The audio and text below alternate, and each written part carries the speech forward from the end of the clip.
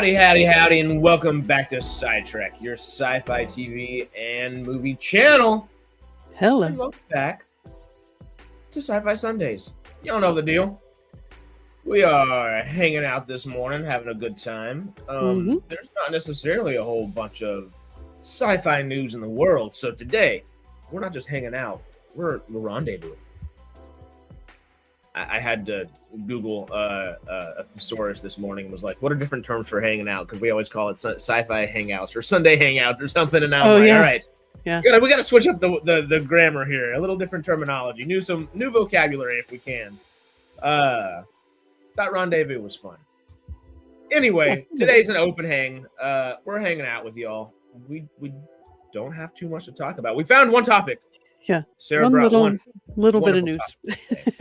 Yeah, teensy bitsy witsy news. But we'll, instead of talk about it Wednesday, because of course Stargate Outpost this week is going to have Scott on from Power 543 Films, and we're going to have a blast talking about a bunch of Stargate fan films and stuff. Yeah, we might as well get a little Stargate news out of the way today. But before we do that, y'all know how we start these Sundays off. Sarah, what'd you watch this week? Well, the usual, some Farscape. Rewatched a little Paradise for our Radical Wasteland podcast. Watched some more Invincible, kind of in the middle of season 2. Okay, I know I keep stopping you on Invincible every time you talk about it. Season 1, every bit as intense as you kind of expected and thought it'd be. Yeah, I mean, I kind of knew what was going to happen already because my husband had described some of it to me before, so I kind of knew what was going to happen. But yeah, I could see if you didn't know what was going to happen, it was pretty whoa, moment. Yeah. I just finished. I'm to the point where Mark, that's his name, right? Mark. Mark followed that bug alien to that planet, and his dad is there. There's those, yeah. Oh, okay. That's where Welcome to the rest of the show. Yeah. So that's where I left off. Okay, so Nolan's actively trying to do a little bit better right now in a way. That's probably the next episode. I got the reveal that his dad's running that planet or whatever. Okay, you're gonna have fun. Have you been introduced to Angstrom Levy just yet? The multiverse guy? Yeah. Okay, cool. Yep. I thought so. I just I don't remember season 2 super well off the top of my head. Yeah. People say season 2 is okay and it's the worst season, and I think it's mostly because multiverse stuff was very much just oh god, another multiverse thing. Right. If anybody does multiverse right and well, enjoy. Invincible's so good. But after Invincible, we can keep talking Invincible for literally the next few months. What else have you been watching? Well, yesterday I've been watching, of course, playoff hockey, and caught a bit of the Seattle Sounders game, which is MLS for those of you who don't know. And then my husband and I watched Payback again last night, which is pretty good. Which one's Payback again? It's Mel Gibson. It came out in 99, I think. It's been a while. I didn't realize it was that old, but yeah. I'm glad you said that old. I can finally be in the old group now. Yeah, I think I've seen that once. Once. I think my dad showed it to me a while back. I couldn't tell you a single thing about it, though. I recognize the poster. Yeah.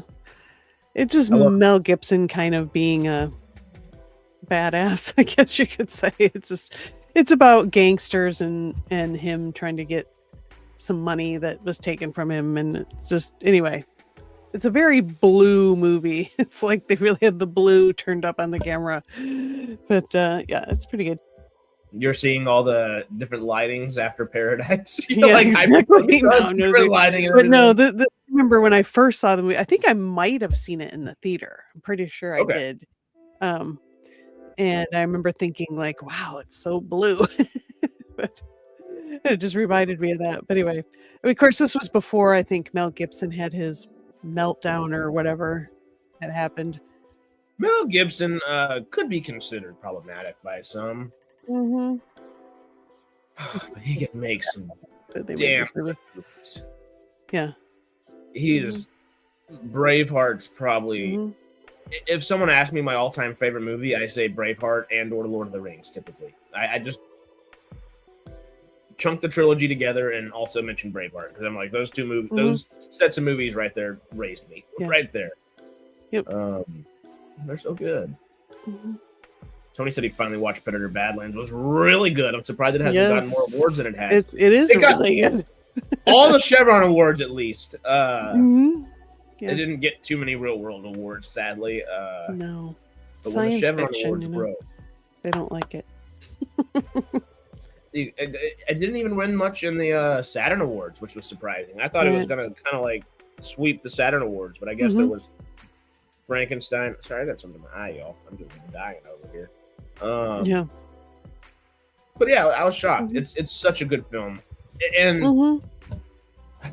I don't want to sound all negative Nancy all the time or anything, but I love Michael B. Jordan, and he's a phenomenal actor. Did a great job with Sinners. But I'll say it again: there were two movies that did a better dual performance or had better dual performances within them. They were both sci-fis. Elle Fanning in Predator Badlands and maybe Mickey 17 might not have been as good of a film as Sinners was at the end of the day. Right. But Robert Pattinson blew him out the water, realistically. He's more like Braveheart. Anything else you watched this week, though? That's it. I think I did watch Maul and Daredevil, but I don't know if I watched it this week or that was last week. I'm trying to remember. I think I haven't seen this week's yet, but I've been watching Daredevil and Maul. Did you catch up last week's episode of Daredevil where it was the serene kind of scene of the aftermath, you might say, from Bullseye the week before? Yeah, I've seen that episode. Okay. Yeah. Because this last episode, it was good. I just don't remember exactly what happened. I remember Fisk, of course, being in grief. And they're kind of like just tearing apart the city, trying to find them, and I don't remember it. It's so as much as and The Boys is my favorite of the three that's been going on so far. I guess technically 4 with Maul, but I am holding off on Maul just for May 4th. I know what happened in Invincible, The Boys, and Daredevil every week. Spoilers, we're trying to avoid those. We'll give you little details, but not actual spoilers. I have trouble remembering what's what just from the 3 because there's 3 consistent ones all on Tuesday night right now. I'm like, it's a busy day of the week, but I was just reading No-Go's comment there. So I gotta do a better job of taking notes because I watch stuff and I'm like, and then I it goes out of my head with a million other things, so I've got to be better. The last month or two I was so good about the few months prior. I got my little notebook and was writing everything down, and I've gotten out of the habit of it. Oops. I need to reforce myself to get into that habit. Me too. Yeah, Maul though, you still enjoying it? Still as good as everybody's been saying? Yeah, I'm still enjoying it. Yeah, it definitely, like I've said before, it has the same feels as like Rebels and what was the other one before that? Bad Batch and Clone Wars. It does have that too. Clone Wars, Clone Wars, Bad Batch. It's that same. It's in that same look and feel. The writing even feels the same. It's probably some of the same people, I would imagine, but I'm enjoying it. So I guess we did mention Paradise, so I'm hoping that's correlative to Paradise here. This question, hopefully, no real world anything. But do you know where the energy from an atomic bomb comes from? Hey, actually, it's the 40th anniversary of Chernobyl, so it is a good question for today. John Jr. Jingleheimer Schmidt is an awesome name, by the way. It is. No, that stupid song is. Thanks for that. we can always get a different earworm in there for you if you need to. Yeah. It's a small world after all. No, thank you. The worst, but it always gets all the others out. Yeah. Do you know where the energy from an atomic bomb comes from? Atoms. I was about to say splitting an atom, right? Yeah. Is it through uranium? Nuclear fission, right? But is it that uranium? might be the broadest term or ever. Something else, maybe. Isn't? Yeah. Is it using uranium to split the atom? Is that the? Or is it splitting uranium atoms? I don't know. It's something like, I don't know, whatever. I kind of have the general idea, but the specifics, Phone Stormy real quick. Yeah. Resident rocket scientist, SOS. Mm-hmm. Can you enlighten us, John Jr. Jingleheimer Schmidt? The weak nuclear force, one of the fundamental forces. Ultimately, it stems from the electromagnetic repulsion of the protons in the nucleus. So that's them splitting it apart. What is like the catalyst to do so? Is it using uranium to split it apart, or is it the protons in the nucleus of a uranium atom? Yeah. Because that was, I really don't know. I feel like I need to watch Chernobyl again. It's just, first of all, that damn good, but also really informative. Oh, yeah. I don't know if they actually delve into. Yeah, I don't even remember this. I don't know if they got too much into this. I think they give the general thing of what triggers the meltdown. You use an explosion to compress the nuclear material, like C4. Oh, okay. Okay. Yeah. I'm glad to know that if we get stranded on anywhere with all of our subscribers, we will have the most cool team of people ever to actually live and survive, and hopefully take out any bad guys. We got this. Yep. But yeah, I love that kind of stuff. It's always fun to just learn. And Stormy was messaging. He was saying he's feeling a little bit better, and hopefully we'll be able to come do some YouTube stuff soon, which would be awesome. Yes. I heard from him this morning. Just seeing or I think waiting on another response from him, and hopefully the rocket scientist is feeling well and doing well and can come hang soon, because we've got pressing questions for the man. Too many pressing questions. John Jr. Jingleheimer Schmidt. I have to say the full thing every single time. Yeah. Clarifies uranium is unstable. When you lob an accelerated neutron at an unstable nucleus, it splits, releasing a tremendous amount of energy and 2 more accelerated neutrons, like a contagious process. Right. Yeah. Oh, cool. Yep. And then,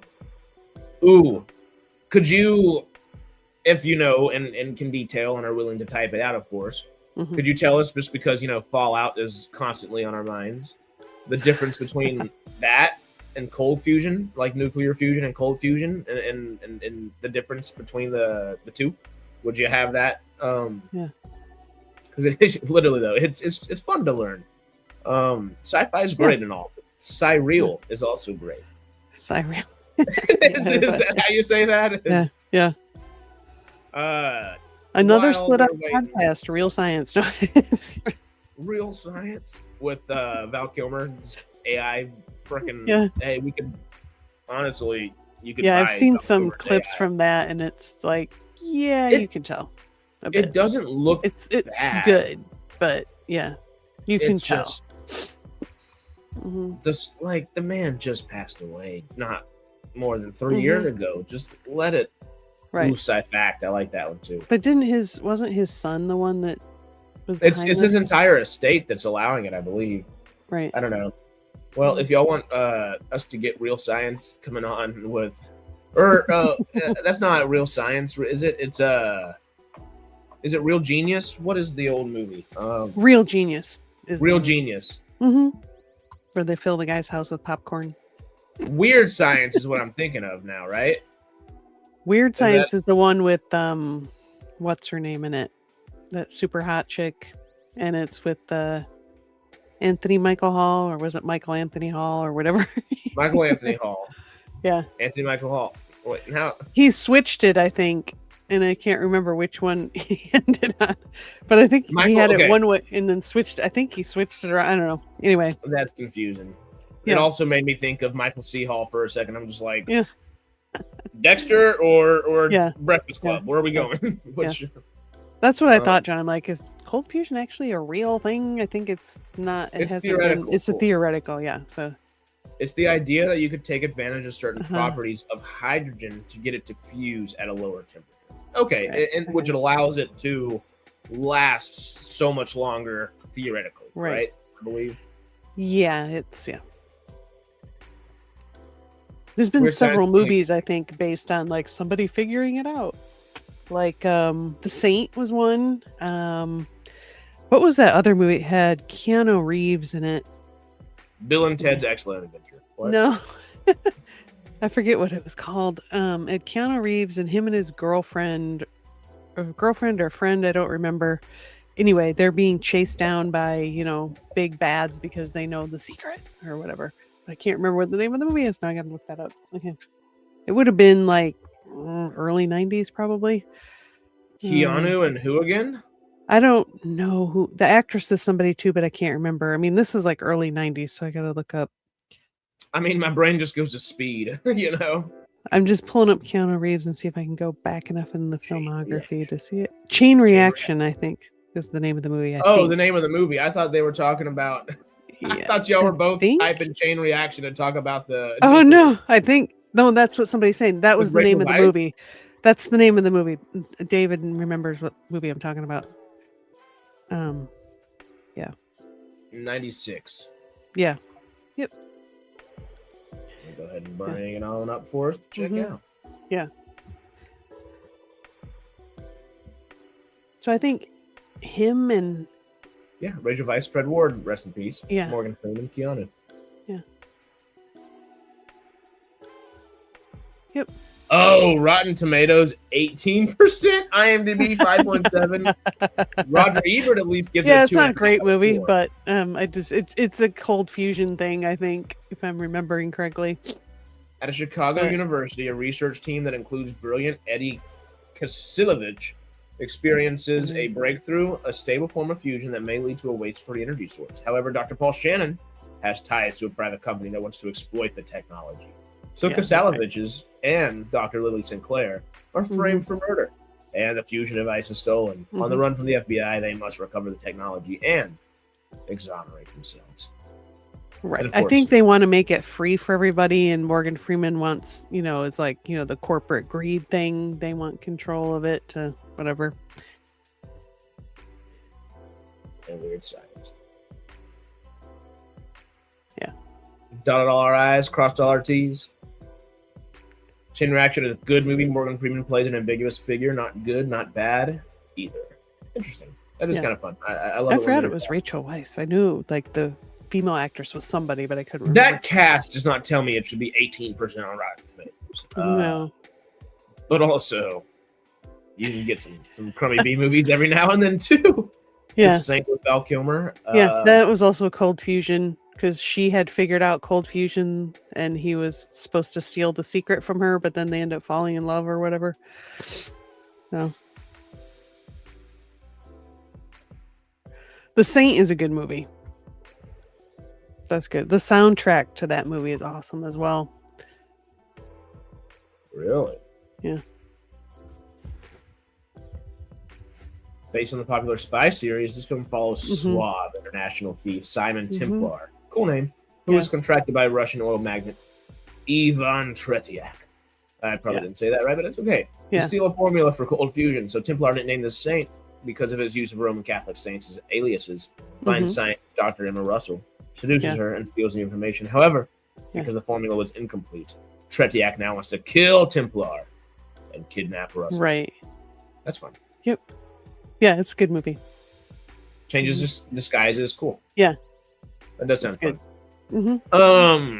To get it out of the way, because I still haven't gone into what I've watched this week. Farscape Patreon, obviously. I don't think I rewatched a couple recaps of Paradise rather than rewatching a few episodes just for season 1 because I'm itching to get into season 2. We haven't just yet. And I've meant to watch Beef of season 2 because Beef season 1 was awesome on Netflix, but I still haven't seen the second season with Oscar Isaac and Kaylee Spaney just yet. I haven't seen Shadow maul Shadow Lord just yet either. Did, of course, watch The Boys, Daredevil, and Invincible, and the Invincible finale was...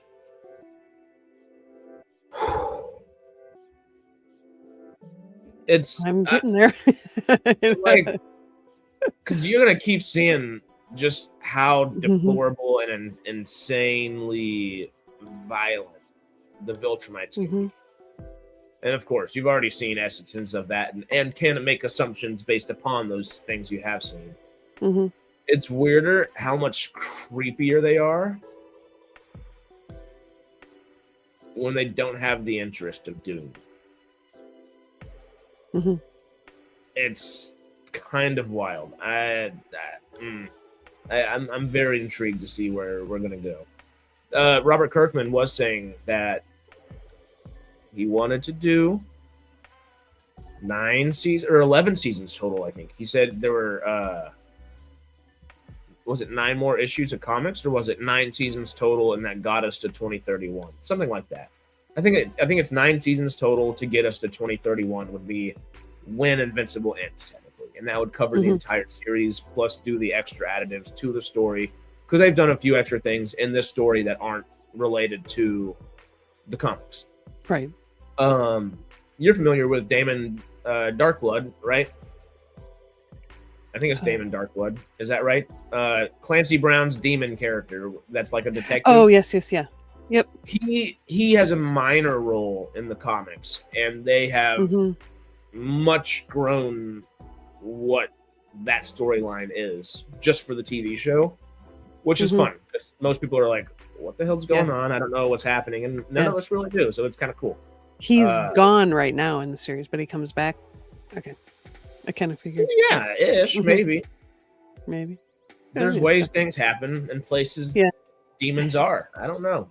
You can only answer so many questions at once. Yeah. But yeah, Invincible, Daredevil, The Boys. I finished Demon Slayer. Besides the Infinity Castle movie, and of course, I've now watched all of Demon Slayer, this anime my roommates keep trying to get me on. Right after, like 2 or 3 weeks after the new movie is out of movie theaters, and of course, months before I have to wait for it to be on Crunchyroll on the actual subscription service where everything is now. Right. I used to. So I'm in limbo now. Whoop-de-doo. I did start last night. I can't get to sleep anymore. I'll sit there for like an hour and a half, 2 hours, just thinking about everything I need to do the next day. But the second I turn on some anime, I'll watch one episode and go right to sleep right after. I don't know what it is now, but hey, whatever works. Whatever works at this point. So I took a quest, one of Melvin's suggestions, and I started Apothecary Diaries yesterday. Only one episode in so far. It seems interesting premise-wise. Yeah, it's fun. I didn't go see a movie this week. I was debating on going to see out Michael. This week to go see. I don't know. Michael. Oh, okay. And I am going to see that to form an opinion on it, but those opinions are all over the place. Wait to see that, if ever. He said, if it makes $700 million, we're going to do the second movie. They're going to do the second movie no matter what. If it makes $500 million, they're doing the second movie. Yeah, because they've already made it. What do they do? They're going to, they obviously. They could write it off, but yeah. Or release it to streaming or whatever. They're not, they're going to, it'll come out one way or another. What did Lead Farmer say? Let's get you set up with a proper pirate ship to watch. Whatever. Message me on Discord. Oh, pirate ship. Howdy. But pirate, what do you mean pirate ship? I'm intrigued. I'm very intrigued. Stranger Things animated series for me would make it better. Do you have to have a tri-corner hat? Oh, I do. Right inside. Oh, that's right. You do, because you've worn it before. Oh, yeah. I wear it too often sometimes. It's too fun. I have cowboy hats, cheese hat for the Green Bay Packers, and of course, tricorns around. Right. You have to bring that on the cruise. I will. There will be cowboy hats and there will be tricorns. There is the Stranger Things show that just came out this week. Right. I have zero interest in watching it, if I'm being honest. Besides just forming the thought of, does this actually correlate with season 2 and 3, or is it completely a nothing burger? Is kind of my thought. But I don't know. It's supposed to be like a between season story, like between 2 and 3 in the timeline. Is what you're saying? Okay. No Go says it. He's heard it sucks. So I don't know. Oh, here it is. So I skipped it. Mm-hmm. Watched 4 seasons of Continuum. Nice. Yeah. I started watching that and then kind of got bored. Quit watching it. No offense, but yeah. Despair. I'm confused, Lead Farmer. But yeah. Message me on Discord. I'm very down. Trying to think of anything else. I swear I watched something else. Well, I did. The NFL draft? No. I didn't watch that. What's that? NFL draft. NFL draft was this week. Yeah. I did last night, of course, go and see Breaking Bard at Greg's theater company, at his theater as well, the Hobgoblin Playhouse down in Hollywood. That was not Breaking Bad, excuse me, Breaking Bard, which was, I forgot. I knew it was Breaking Bad on stage. I forgot the Bard aspect is not singing Breaking Bad or anything like that. The Bard aspect is doing it truly in a Shakespearean way. So the entirety of Breaking Bad told over like Shakespearean dialect, and it was a good time. There were a few times where you're like, okay, slow it down a little bit. Like, I understand you know what's going on, but everybody, and we have the context of the series, but don't just say like, we're not in the middle of the 16, 17, 1800, I can't speak, 16, 17, 1800s anymore. That's not our natural dialect. We can't just keep up with it that fast. Give us a second, you know? Besides that, you know, it was really good. The guy that played Saul was awesome. He was really good. Everybody else, though, also was really good. Heisenberg, are those live streams on demand as well? I think they have a couple live streams on there. I don't know if you can get them after the fact or not. Yeah. That would be on the stagecrafts.com, if anything, I think. I'm not entirely sure about that. But yeah, the live streams are really fun too. They have a great setup with 2 cameras on either side and a camera straight down the middle. So you get 3 different angles, and Greg is actively sitting in the booth in the back, that like up above everything, of course, watching the entire show, running the lights, running the sound, running everything that he needs to on the cue-wise, and also picking the right camera that needs to be per scene for whatever's going on the live stream. So cool. It's a lot. It's a lot to handle. I've seen him have to handle it and have to reshuffle a lot of things around, and it is a doozy. But he does so damn well with it, so it is really entertaining. But yeah, Breaking Bard was a lot of fun. I think that's all I've really seen this week. Because last week went to go see Bus Boys, and what was the other movie? We went to go see 2 movies in a day. It wasn't the drama. I don't remember. Anyway, there's a few movies out right now that also look good, like the Anne Hathaway movie, the Mother Mary or whatever. Obviously, we were talking about it a little bit earlier. Devil Wears Prada 2 comes out this week. I've still never seen the first one, so I'll probably need to catch up on that before I jump into the other. I know it's not necessarily a movie that I would seek out necessarily. It is more of a chick flick, but it's interesting. I like it. It's a movie that I like. I've watched it a few times. I think I saw it in the theater when it came out. I have a lot of friends who are models, design clothes, design furniture, and do all that kind of stuff. Live in LA. I mean, it's hard not to at this point, you know. Yeah. So I think I'll have a better understanding of the world to even want to watch it, kind of deal. And as long as it's better than frickin' Cruella, I'm good. Yeah.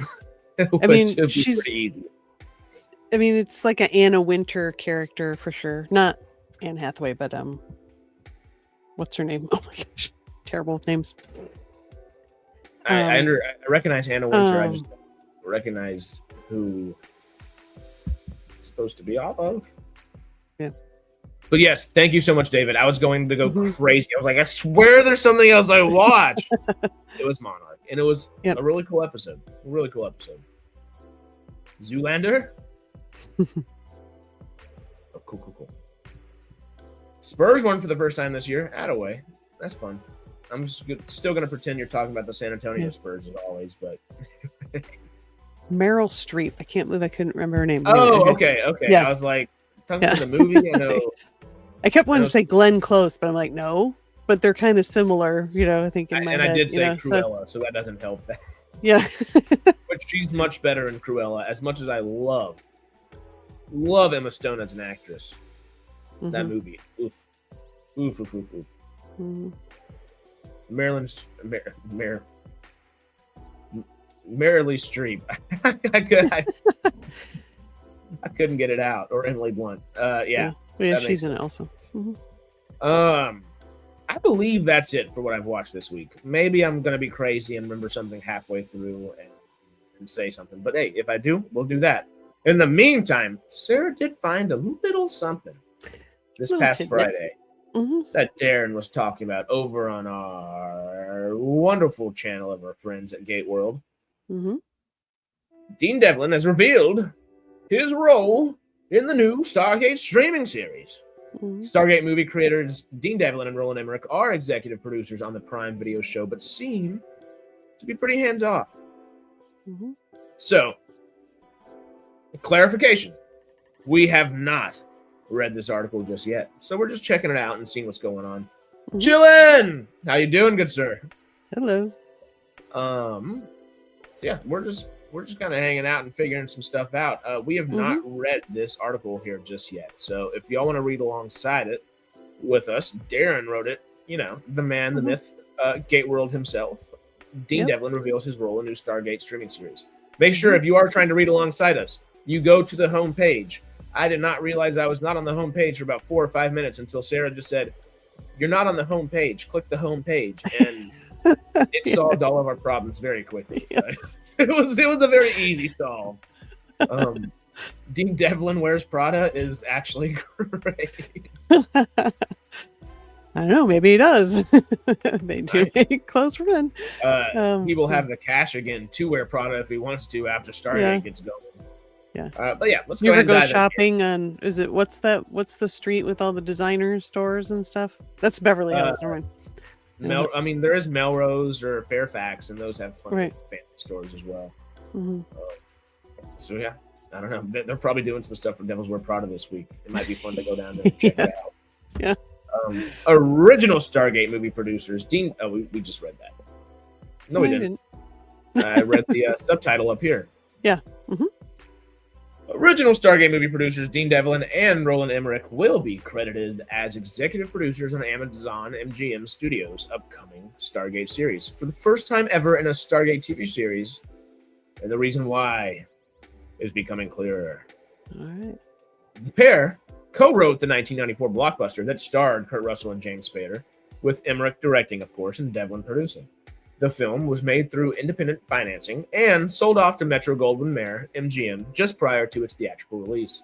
That deal gave the studio the rights to the Stargate IP, which it subsequently spun off into the television series Stargate SG-1, rather than allowing Devlin and Emmerich to make more Stargate movies, aka their trilogy that they wanted to do. Right. With Amazon MGM Studios now announcing that a fourth live-action TV series is in development under the direction of Martin Garrow, fans were surprised to see Emmerich and Devlin's names among the executive producers. Had the studio finally buried the hatchet with the Stargate's creators? Did this signal plans to integrate the movie and TV universes in some way? The truth of the matter seems to be much more mundane. Copyright law. Hey, I was Devlin right. commented. Devlin commented on the situation during an appearance, on dropping names with Brent and Johnny, the new podcast from Star Trek: The Next Generation veterans Brent Spiner and Jonathan Frakes. We are technically executive producers, he said, of the new show. But because this is really an extension of the series that we weren't involved with, there's not much we can contribute, really. Would you like to pick up from here? Sure. Devlin suggested that the new arrangement with Amazon MGM Studios simply allows the studio to resecure the exclusive rights to all things Stargate made necessary by a little-known piece of copyright law. There's an interesting law that if you write something on spec and then sell it, after 30 years, you can claim it again. And after 35 years, it came back to you. So it's been that long since Stargate, the movie. But we made a deal with Amazon MGM and they're launching a brand new series and all is good, which exactly is why I thought they were naming them. I speculated that was it. And so here it is. It's true. Okay. According to the World Intellectual Property Organization, an agency of the United Nations, the U.S. Copyright Act of 1976 gives creatives the ability to regain rights to certain previously licensed works after 35 years. The measure was implemented to allow creators to renegotiate the terms of the publishing deals they concluded before the true value of the work was known. This actually sounds like a pretty good thing. Yeah. Mm-hmm. This is unique to works produced on spec or independent of a studio's work for hire commissioning process, where a writer would normally be contracted and paid for the work of writing or producing. MGM, however, purchased the rights to Stargate after the movie was written and filmed. Yeah. Okay.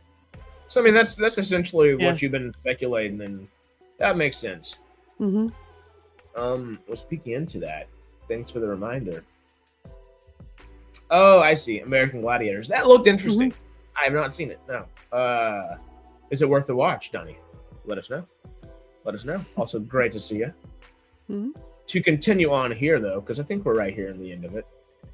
The rights in question appear to pertain only to the original work that MGM obtained from Emmerich and Devlin in 1994. The Stargate feature film, or possibly just the script, and not derivative works, including the television spin-offs. The original deal also persists, meaning the studio still retains its own rights to the IP and the right to distribute the movie. That's interesting. Yeah. The reversion of rights, however, would enable writers and artists once again to create their own derivative works, meaning that Devlin and Emmerich could produce their own Stargate reboot, movie, TV show, or other project, or license to a third party after 2029. Presumably, their new deal forecloses that possibility, keeping Stargate the exclusive property of Amazon and MGM Studios. And there it is right there. Yep. With the series currently being written and filming targeting a fall start, Amazon has yet to comment on Devlin and Emmerich's roles as executive producers. Mm-hmm. Keep your browser locked on Gate World for continuing coverage of the new Stargate series, and y'all know, go follow them and subscribe to them if you're not, which we know you are, of course. But if you're not, you know what to do. Yeah, okay, so that makes sense. That's exactly kind of what we were expecting, which is good, I guess. Confirmation bias is good this time. But honestly, that's exactly what we expected. The thing that's kind of throwing me off a little bit, or at least I find interesting, is this. Presumably, their new deal forecloses that possibility, keeping the Stargate keeping Stargate the exclusive property of Amazon and MGM Studios. It's gonna stay Amazon and MGM no matter what, I would assume, and presume, like this says. Right? They just didn't want to leave any room for something else to happen, you know. So, you know, I don't think they would. I'm not convinced they wouldn't not leave room for some things, because you remember even under Jennifer Salke, who well, I mean, they're saying that Devlin and Emmerich could go do their own thing outside of Amazon because the rights reverse. So this, I think, is like Amazon MGM kind of preventing them from being able to do that. They'd have to do it with Amazon if they do anything. My maybe presuming here, if we're sticking with that. Howdy, Peter. Because I could see Amazon putting like a clause in their contract with Devlin and Emmerich saying, hey,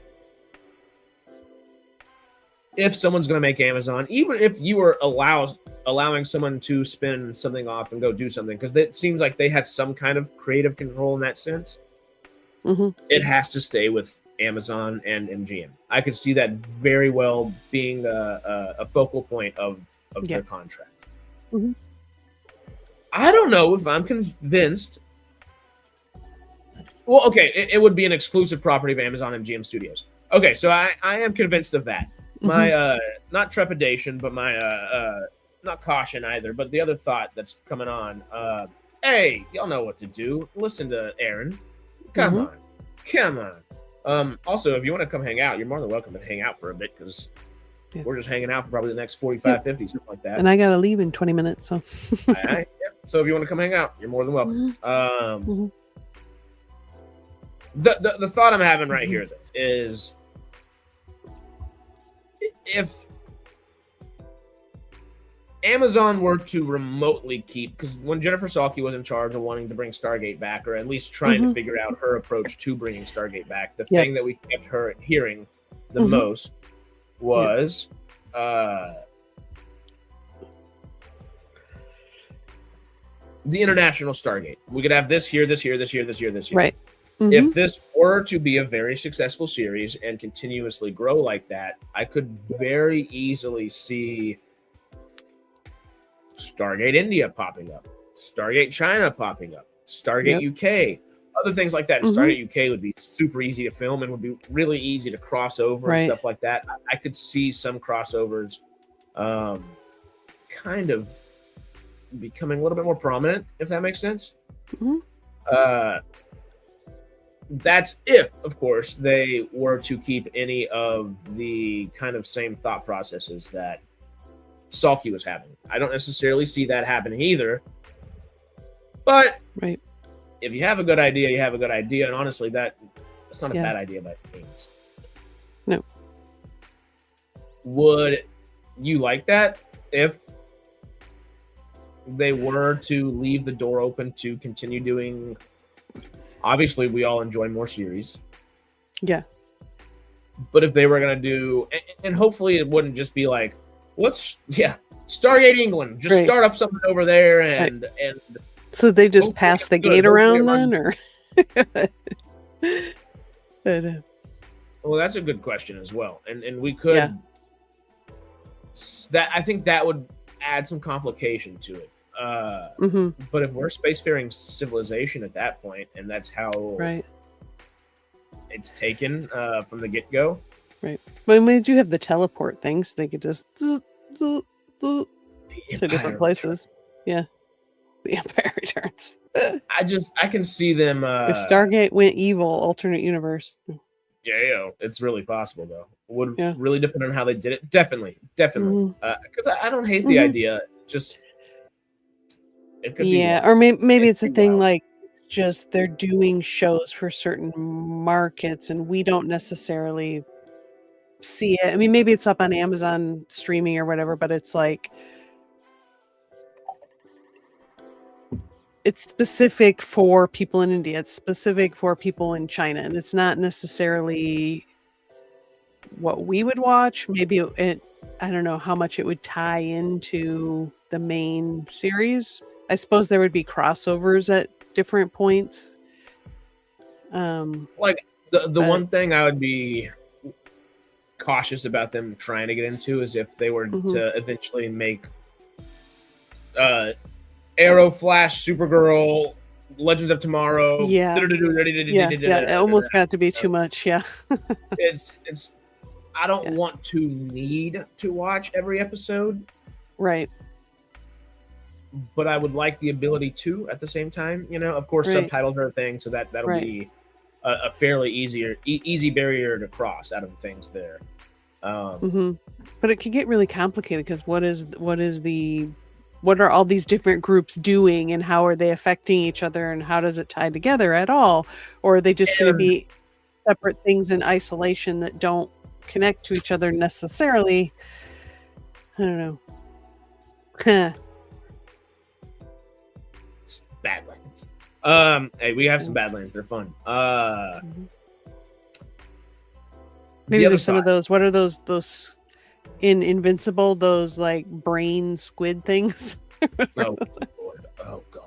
Those aren't done yet either. Have fun. Okay. Good luck. Have fun. Don't die on that one. After that movie's come out, we say that so often around this house. Every time anybody leaves, we're just like, good luck. Yeah. Have fun. You just hear somebody else in the other room go, don't die. And it's been entertaining. That's funny. Yeah. If and I do like the idea of different Tauri teams, and stuff like that from these different kind of spots. The other thought that I have when thinking that is if they're going to do multitudes of series at a certain point or add to the series count and do international projects. Right. I love international like TV and everything of the sort. I watched an anime last night. I have to watch anime to go to sleep now. I didn't think I'd be saying that in my late 20s, but here we are. Life's life. It happens in weird ways, That being said, if they were to do a multitude of new series or even a couple, would you rather them be... I understand the cultural thought of wanting to pertain to different markets on Earth, but also we've got such a vast world in the Stargate universe to explore. Yeah, I'd almost rather that they do, the off-world stories than just have everything on Earth. Give me a Lucian Alliance story. Give me a Jaffa story. Give me Todd and trying to like separate the Wraith into maybe not the best people in the world, but a hell of a lot better than the ones they are right now, or something like that. Like maybe Michael and Todd are at odds and they have entirely two different... They've separated the Wraith populace essentially, and now there's two different kind of... You're either following Lamplight, excuse me, or Todd, and it'd be fun. I don't know. Maybe there's some kind of civil war going on between the different groups of Wraith or whatever, Which would be awesome. Michael Gon Ori. Oh, God. The Ori reached the Pegasus Galaxy. Like, right. I guess there aren't really any Ori left either. Yeah, that's what I was saying. Weren't they wiped out? But Michael, there, you could easily write something of like, one survived or somehow even if of the Ori survived. None of them survived. What happens if you pick up one of their staffs and kind of... I guess the staffs weren't necessarily the thing powering them, but the Ori, like fancy staffs, maybe you could write it as something. I don't know exactly. And you could spend a few minutes of brain power to figure that out, but they've got ideas. It'd be such a Life of Brian thing. Follow the sandal. No, follow the gourd. It'd be fun.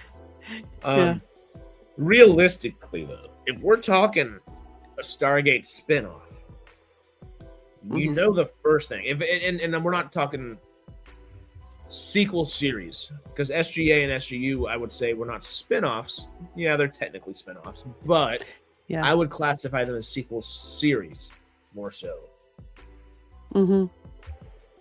If they were going to do a spinoff,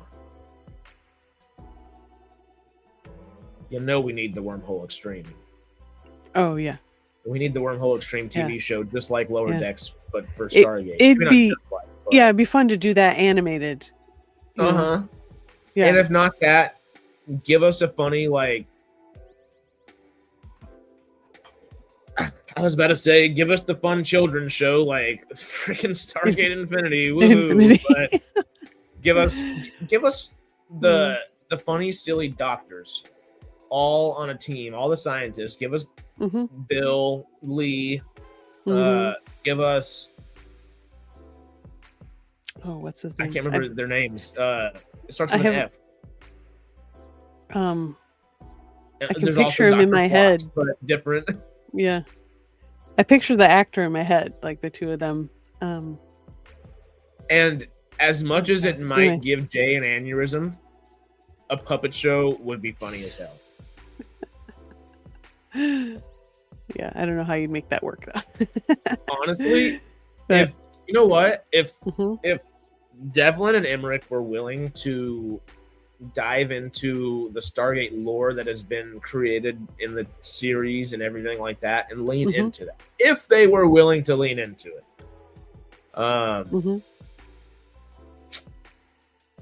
imagine them doing a prequel movie with Raw gaining power over Apophis and seeing how Apophis became number 2 rather than just brother.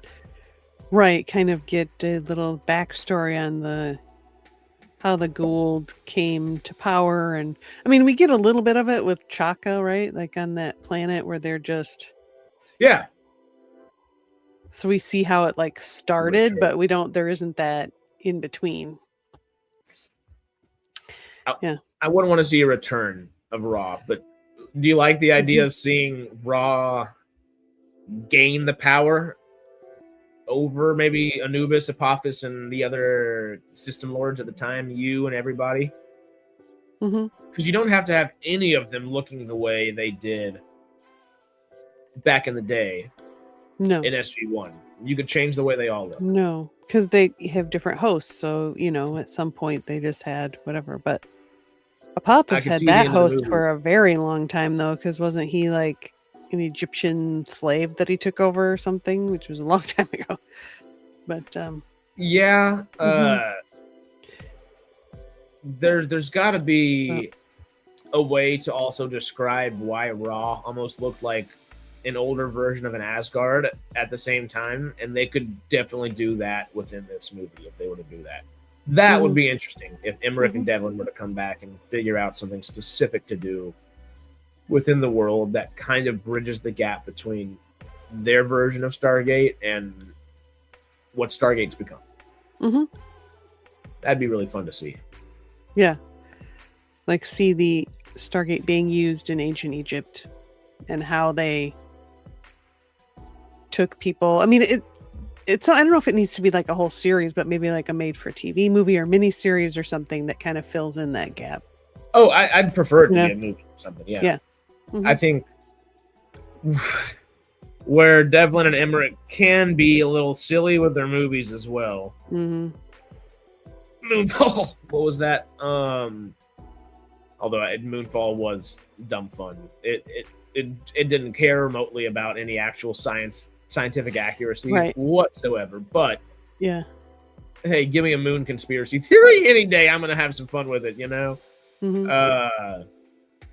I think typically both of them are more focused when it comes to a film rather than a series. Yeah. Because isn't it Dean Devlin's The Ark? I believe and people like that, but it kind of went off after a little while. Yeah. Something like that. Yeah. God of the Sun, hold my beer. Ship that recharges from sun. Well, if Dean Devlin and Roland Emmerich were to come back, how would you like to see them come back? And I guess I'm going to open this question up to, before we dive in, Sarah. Yes. Aaron! Hello. Hello. Mr. Basement. Or Mr. Chillin' in the Basement. Monsieur Basement? Bonsoir. Bonsoir. How are you, good sir? Not bad. Good. Yeah. So what's cracking? I don't know if you heard it or not, but you have a question posed to you. If Okay. Dean Devlin and Roland Emmerich were to come back and make a new project within Stargate, how would you like to see them approach it? A whole new project? Well, I mean, give them a flipping movie. It's what they do. Yeah, that's what I would say. A movie, but make do you it like just that like idea that we were coming up with a second ago? I would say, but the movie they do needs to be along the veins of like the ones they made for SG-1, whose names both escape me right now. Okay, but it would have to be like almost like an event style movie, like the culmination of a 1, 2, or maybe even a 3-season storyline. Yeah, you could. Actually, I like that idea. Have like the TV movies kind of like Continuum and Arc and Truth, and have the two of them kind of tackle it. Yeah. That is kind of cool. Yeah. But make it like an event that concludes like a massive friggin' storyline. That'd be fun. Because we were thinking a minute ago, and if you like this idea or not, let us know. More so, if they were to come back, maybe bridge the gap between their movie and SG-1 and so on and so forth, and almost depict how obviously why Ra looked like an Asgard, at the moment, but also show us how Ra got power over the other system lords and him kind of getting ancient prequel that would work too. Yeah. That'd be cool. Something like that. Oh yeah, there's some ancient stuff too. Yeah. Oh yeah, they could go all the way back to like the story of how the ancients first ascended in the first place. That was redundant, but yes. I don't know if I want Dean Devlin and Roland Emmerich necessarily doing the hippy dippy part of sci-fi. I mean, the hippy dippy part of Stargate. Right. Yeah. But I would like to see that movie. I want to see that movie. Yeah. Or miniseries, whatever it ends up. I don't know. Maybe after Moonfall, they'd be even better set up for it. I don't know, but I'm giving Moonfall some flack. But I was there day one in the IMAX movie theater with Roland Emmerich, actually giving a discussion there. So, nice. Oops, am I part of the problem or am I part of the solution? Like to watch sci-fi. I don't know. That was an okay movie. Yeah, Moonfall's some dumb fun. It's not moving the needle on sci-fi anytime soon, but it was a good time. Who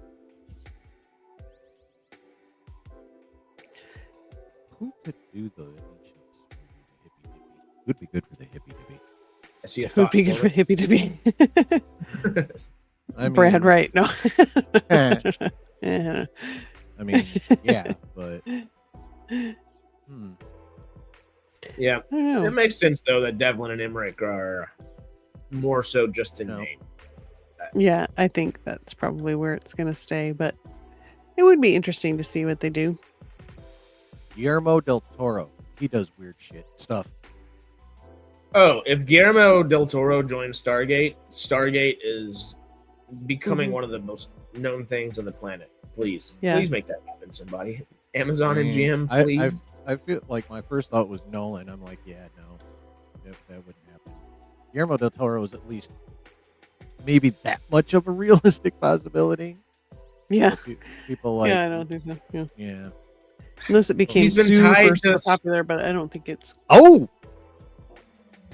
Denis, because he's like stopping short but of the super weird, but Dune 3 is going to get a little weird. He could handle that kind of thing. I love him so much. I don't think he'd want to take on Stargate, Oh yeah, probably not. He's probably IP'd out for a while.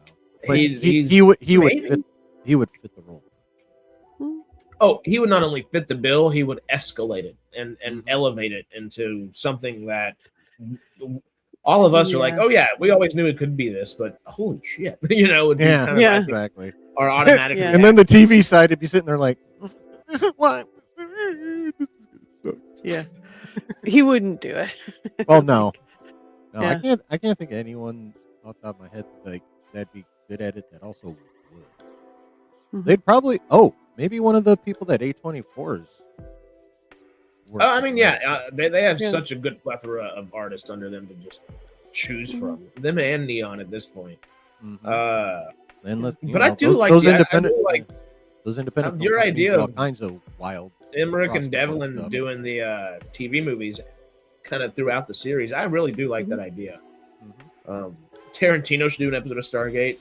He's got to do a Star Trek movie first, and that's not happening. So we'll see. That would be great. I love Tarantino. I have no interest in him doing Star Trek. Like zero. I mean, the dialogue would be the bomb. It'd have to be a crazy story or something. But.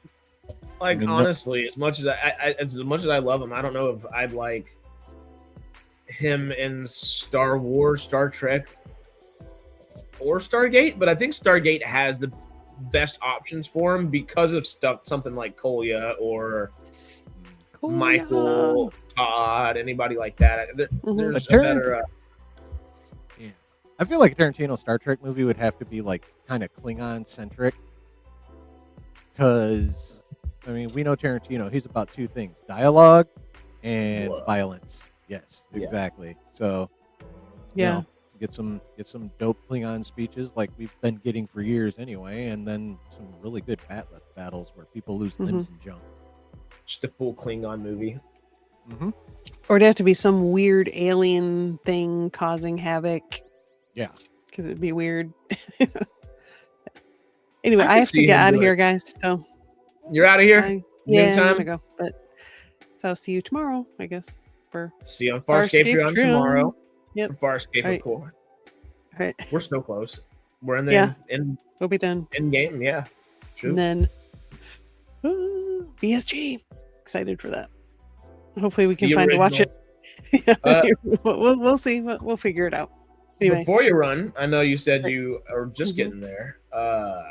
my on that Space Above and Beyond. I finally got through the pilot episode.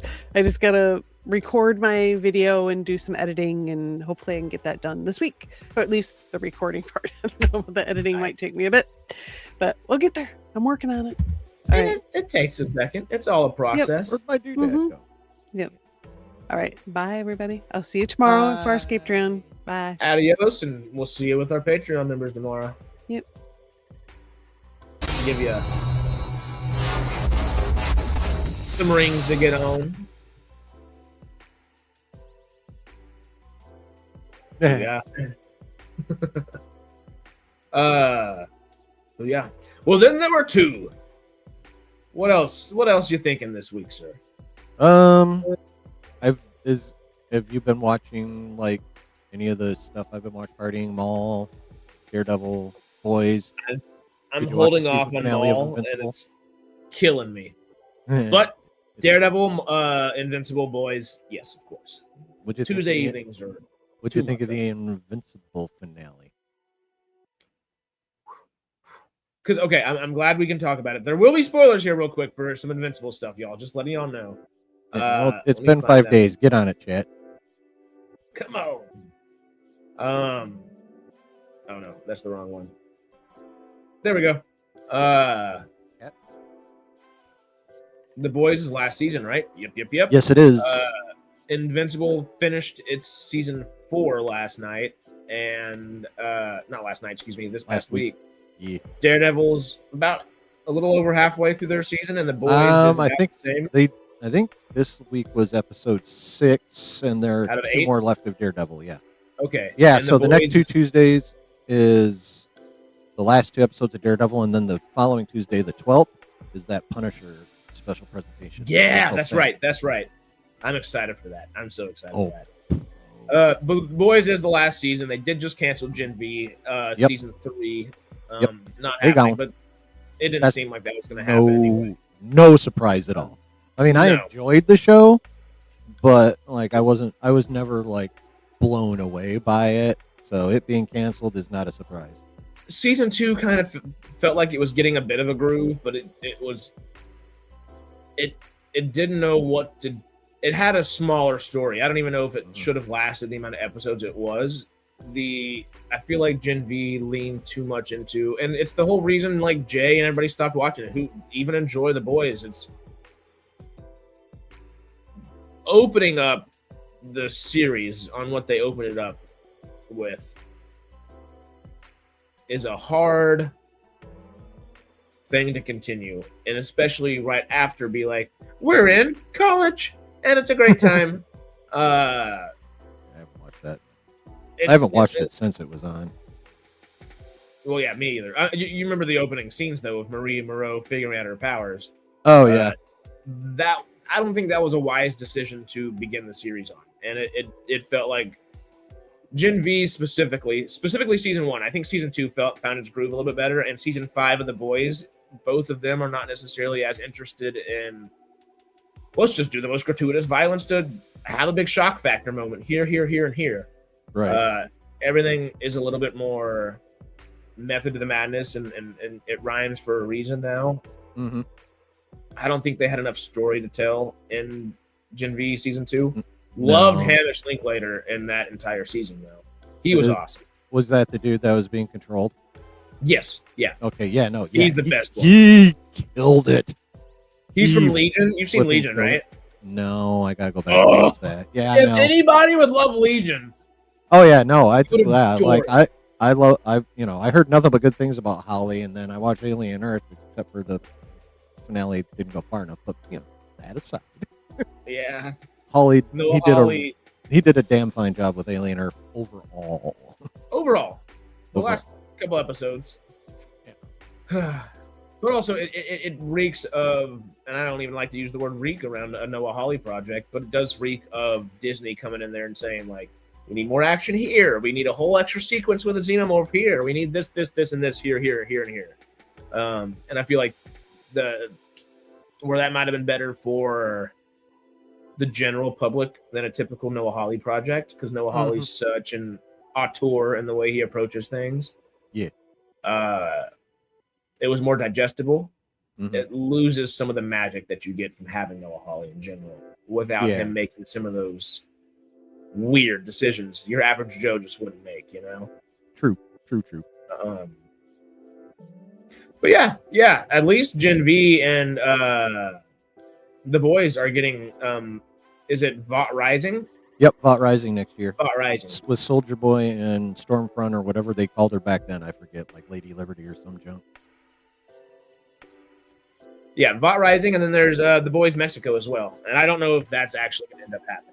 I don't know. So. I mean, I know they have plans for like 2 or 3 others besides Vought Rising, but I haven't seen anything on any of them since they were like, oh, we want to do this.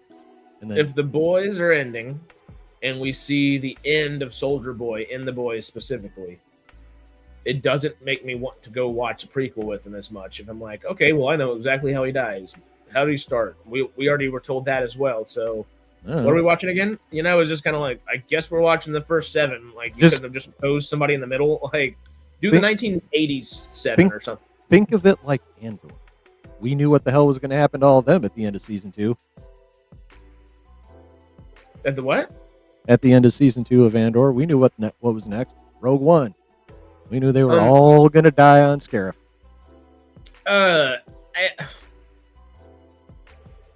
I don't. It's like a loose parallel, but it is one. It is, and it is a good example. And I, as a filmmaker and somebody that wants to continue in the industry, of course, don't like to necessarily poo-poo on other creatives, and I'm not going to here. But there is. I'm going to say how good. Eric Kripke is amazing. He can very well handle a good show. Obviously, Supernatural, it's derivatives, and The Boys, it's derivatives. People love him. He's a great.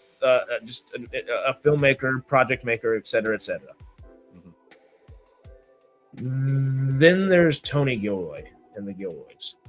Oh yeah, I mean we are talking different levels here. They're just so good. So good. Poo away. Oh no. Banshee. I feel like I recognize that one. Is that newer or? Is that something he did like when, in Australia? Like where he's from? Is he from an Australia? Banshee movie? Something over there. Are you looking it up? Oh, action series Banshee. Yeah. I don't know. I was thinking of a movie. I guess I don't recognize that one. But yeah, it is a good point to bring up. I just also can't bring up just how different of a tier of filmmaker the Gilroys are. Well, yeah. And it does matter in context, I guess. Not saying that the Kripkes aren't able of, or Eric Kripke is not able to do something similar. I just would trust it in the Gilroy's hands more so. Specifically, Tony Gilroy. That totally fair. Right. Totally. I don't think Gilroy's taste would match up with with Kripke's mentality. No, I don't think so. I think they'd agree on a lot of things, but in approach, not so much. Yeah. Gilroy'd be like, "You want me to put what in here?" Well, also, like, "I want you to put this in this, literally and figuratively," because Kripke's like that. They talk about similar topics, like Andor and the Boys approach talking about power in very similar ways, conceptually at least. Yes. Yeah, it's where the execution would be. Gilroy be like, "Wait, what?" Or Creepy be like, "Yeah, bro, we need oversized genitals in this. Come on." Okay, Banshee's going on the watch list. Okay, cool. 8.4. Okay, cool. What? Just thinking about The Boys. Mm-hmm. Where's your brain at with it right now? Season 5. I'd probably put it on the level of season 4. Like, good, but still the earlier seasons are better. Now I believe we're only halfway through at this point. This last season, though. I think this last episode was it 4 or 5? If not, we're almost halfway. I can't remember. Is this last season 8 or 10 episodes? I feel like it's only 8. Quick. I feel like it's only 8, and we just did episodes. Okay, so as of last Wednesday, we were halfway through. That was episode 4. 4. Uh-huh. Yep. So okay. I'm hoping it picks up for this last half, and not in all the cryptiness. I don't really need it to he's still keeping enough of the crypty gratuitousness going. I don't need that part ramped up. I need the story ramped up. Yeah, my only worry is that I don't think he cares enough about the story right now. I mean, I'm not going to say there's not evidence of that. Like, that last episode, I like the idea of it, but I hated that last episode so much. Really? I didn't hate it, but I was like, this is so... little side questy. Even though it was set up to be main questy, it ended up feeling a bit side questy. Not just that. What's the word I'm looking for? It's I wouldn't call it amateur, but it's childlike. It was childlike writing in the sense of, let me get everybody in the room to just find a way. Oh, we have superheroes, so we can put some old guy on the wall back here and say he's the reason everybody's mad at each other and making stupid decisions while this pivotal part of the story is happening and all these different things. And like, the second they know, like Frenchie's with them, mm-hmm. The second they know something's going on, they're going to be covering their mouths and ears and eyes and whatever they need to. Like, Frenchie's not stupid. Like, he's of course pointing it out to everybody right then, like, hey, there's something going on. We have to like move past whatever the spores in the air are. Yeah. You're not telling me Frenchie wouldn't find a t-shirt to wrap over everybody's mouths, or cut off his own t-shirt and rip it into a few pieces to do so? Right. Yeah. He knows the issues that are going to keep happening, especially having two superpowered people actively trying to kill everybody else on their team, while Homelander and Soldier Boy are walking in. Like, it's not the time for this, and it felt what's the word I'm looking for? Not amateur, not childlike. Convenient. It was far too convenient, and it felt like the laziest writing I've seen Kripke do yet. I look at it like this. It's like, you ever watch Pitch Meeting with Ryan George? You ever watch any of those? Ryan George? Yeah, you ever go to the Pitch Meeting channel? Oh, Pitch Meeting. Yeah, Pitch Meeting. The dude down there is Ryan George. Well, yes. like he always says when his producer asks him why something or other happens, so the show can happen, or so the movie can happen. Oh, okay then. That's that episode. Yeah. That right there is that episode. That's actually becoming my stock answer for, like, when weaknesses are pointed out, I'm like, well, so the show can happen, because it's literally the perfect answer. They're just like, I'm writing it this way so I can get to this next thing as quickly as possible. What's his best line that he says all the time? Something. Well, barely an inconvenience. Yeah. Actually, super easy. Barely an inconvenience. It's so perfect. A season 1 plot and a season 5 show. Yeah, that's what it felt like. And realistically, I hated them killing A-Train episode 1.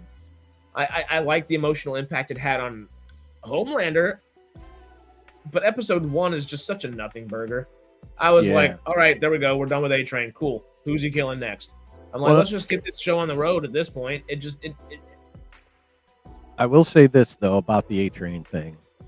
What they did do that was really awesome, at least in my opinion, was when A-Train was,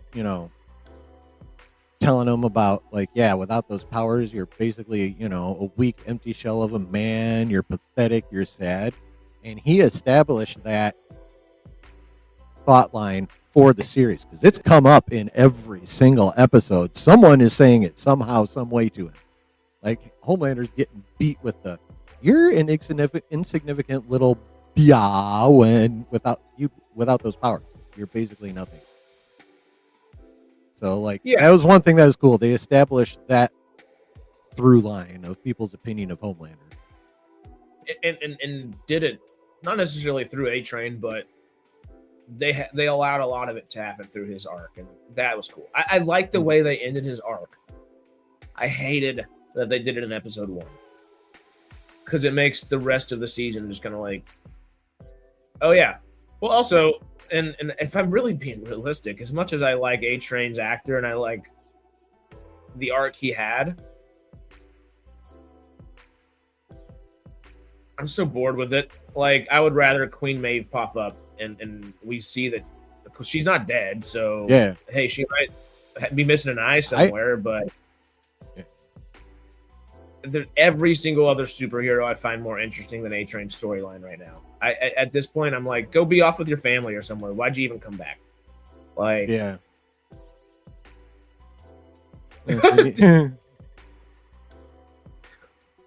If it helps, it's the least ceremonious way possible. It's a beautiful thing that happens, but they do it in such a shitty timing and pacing wise that it kills the momentum of the season before the season can pick up any momentum. Like, A-Train a lot of the times is the momentum, like literally and figuratively, for the series. Right. And there's zero momentum now. And it just feels like Aaron just said a minute ago, like the main storylines are just, well, let's go off and do this now. And everything makes sense where it's at. I'm so tired of Homelander being such a whiny little baby. I understand that that's what he is deep down, but also, hey, humans are a little bit more complex than either being angry or happy. Like, he's got a lot of other emotions you could kind of tie into. He's not literally infantile. Psychosis. And honestly, that's kind of the word I was looking for. Infantile is the way the last episode felt like it was written. It was very simple and very convenient. I'll tell you one thing that I would not be mad at if they never did again. The whole deep and black noir CD plot, whatever the hell you want to call it, is pointless, inane, and I'm over it already. Like, if there's one thing I wish they would just 86 from this season, is that. You know what pissed me off about it even more, and it's a good thing that spoiler chat's still here, is he was just doing method acting the whole time. I was totally leaning into the theories of Black Noir. Like, I was totally thinking, okay, Homelander like snipped his tongue with his fingers or something, or ripped his tongue out of his mouth, or killed that Black Noir, and now we have a new Black Noir having to like hide who he is from the Deep. Because obviously in the comics, you know, we're all kind of familiar that Black Noir is an actual Homelander copy. Clone. That's the word I'm looking for. Thank you. It just. Well, I mean, we knew he talked from last season. Yeah, like the audience knew. I thought the Deep knew too. He did, okay. And he did talk last season. Yeah. But this entire season, he decided to go. Method acting on it, or Meisner, and every other kind of acting that topic or whatever that you can bring up in the style of acting, which is funny from like the film world perspective. I do enjoy those jokes, but they don't add a damn thing to the story. Yeah, like if that arc just disappeared, like if Homelander got pissed and killed them both next episode, I'm fine with it. Like, I understand that the Deep's actor is a main cast member and contractually is there for every episode. But if I'm not going to give a shit about him, excuse my French, at the end of the day, give him 4 really good episodes. Expand his storyline, finding A-Train, and maybe not like letting his family die or anything like that. Expand that storyline real quick, and then have that come back to bite him, which I'm sure it will by the end of the season. And it seems like the Deep will turn against Homelander at a certain point or something. Yeah. But I feel like it's going to be too little too late. And the amount of caring that we could have had is lessened by, come on, bro, let's just do the podcast, dude. Like, oh God, just talk to me, man. Talk to me. Stop acting. Stop it. Like, they're leaning a little too much into his lack of intellect. Like, yep. Yeah, we've known. We've watched the show for 4 seasons and 4.5 at this point. We know he's a little bit of a dum-dum. Like, thanks for beating it into us even more. Yeah, yes, we know he's dumb. Like, let's, it's too much dumb. What's up, Donnie? Too much dumb, too much bro. It's like, just find something cool for him to do. Like, even the octopus girlfriend was more interesting than what he's doing now. And that was legitimately like weird and funny. It just, the boys totally copied Powers. Technically, the boys comics came far before, I believe. TV show wise, I have never heard anything bad about Powers. Every time I've heard it brought up, people thoroughly enjoy it. I am unfamiliar. You don't know what it is? Hold up. Flight of the Navigator is a classic, bro. I love some Flight of the Navigator. That's a classic from my childhood. Back when they had like a Disney movie every Sunday, it was The Wonderful World of Disney. That's how I saw that. Oh. If you're of an age, you know what I'm talking about. If you're not, then you probably have no clue. What'd you say again? I said Flight of the Navigator. Disney used to have Wonderful World of Disney every Sunday night. And that they'd play movies, and that's where I saw Flight of the Navigator was on a Sunday night at home after night church. This is back in the 80s. You know nothing of it. No, I wouldn't. I saw Flight of the Navigator at camp during a movie night. Oh, there you go. Which is where I saw a lot of good older movies like that. Like, I mean, it's obviously not of the exact same era, but something from Flight of the Navigator kind of all the way up to Heavyweights or a Shrek kind of deal. This is where we watched all that kind of stuff, which was great. But Powers is a show that's really similar. Homicide detectives Christian Walker and Dina Pilgrim investigate cases involving superhuman powers, but their efforts are fraught with trouble, due in part to Christian's preoccupation with having his own powers ripped away from him. Oh, that sounds familiar. I feel like someone's brought it up before. I forgot that this was Charlton Copley, and I will watch anything and everything Charlton Copley, so I need to watch this. Yeah, doesn't look like there's a lot to watch. 1 season. 2 seasons, I think. Is it 2? 2 seasons right here. Okay. Episode guide. Let's see how many episodes a season. 10 a season. 10 a season? Oh, that's not too bad. That's not shabby. That's not too bad. Yeah. All right. What's that on? Like, where's it streaming? Where watch? Oh, it looks like you got to rent it or buy it everywhere. That's a bunch of crap. Sounds about right. That's a bunch of crap. Bro, you got to rent or buy the OG Stargate. I actually looked it up earlier. Really? Yeah. Well, unless it's on MGM Plus. Okay. Yeah, so if you want to watch it, you got to add MGM Plus onto Amazon or rent it somewhere. I'm glad you just mentioned watching stuff again, because I was about to look up that on my phone real quick, and you know what, we totally digressed the entire time, so I'm glad it's hopefully good now. Yeah, we totally digressed from the Invincible season finale. Then we started there and then ended up on The Boys. Which one? Invincible finale. No, we were talking about the Invincible finale, and then somehow we ended up on The Boys for like a while. I did see this one earlier. Oh yeah. Straight up copied Omni-Man beating Invisible with Homeland and Ryan. Invincible. Yes. Yeah. Just like the much weaker, the more boring version of it all. Like, mm-hmm. Yeah. It's I don't know. This last season of The Boys, I find it better than season 4. I've got no love lost on people critiquing either political side, but that's all season 4 was. I'm like, okay, just give us an actual story, please. Season 5 is not interested in being as political. It's inherently kind of, but it's also it knew it overstepped its bounds last season.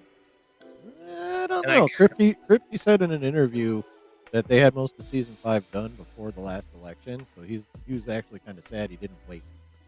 I think he would have gone harder after the. Yeah, but there's still an editing room and Amazon and all the people that pay for his show to happen. That fair. Can, in retrospect, take some things out or move things around. Now, there are some parallels, which is scary.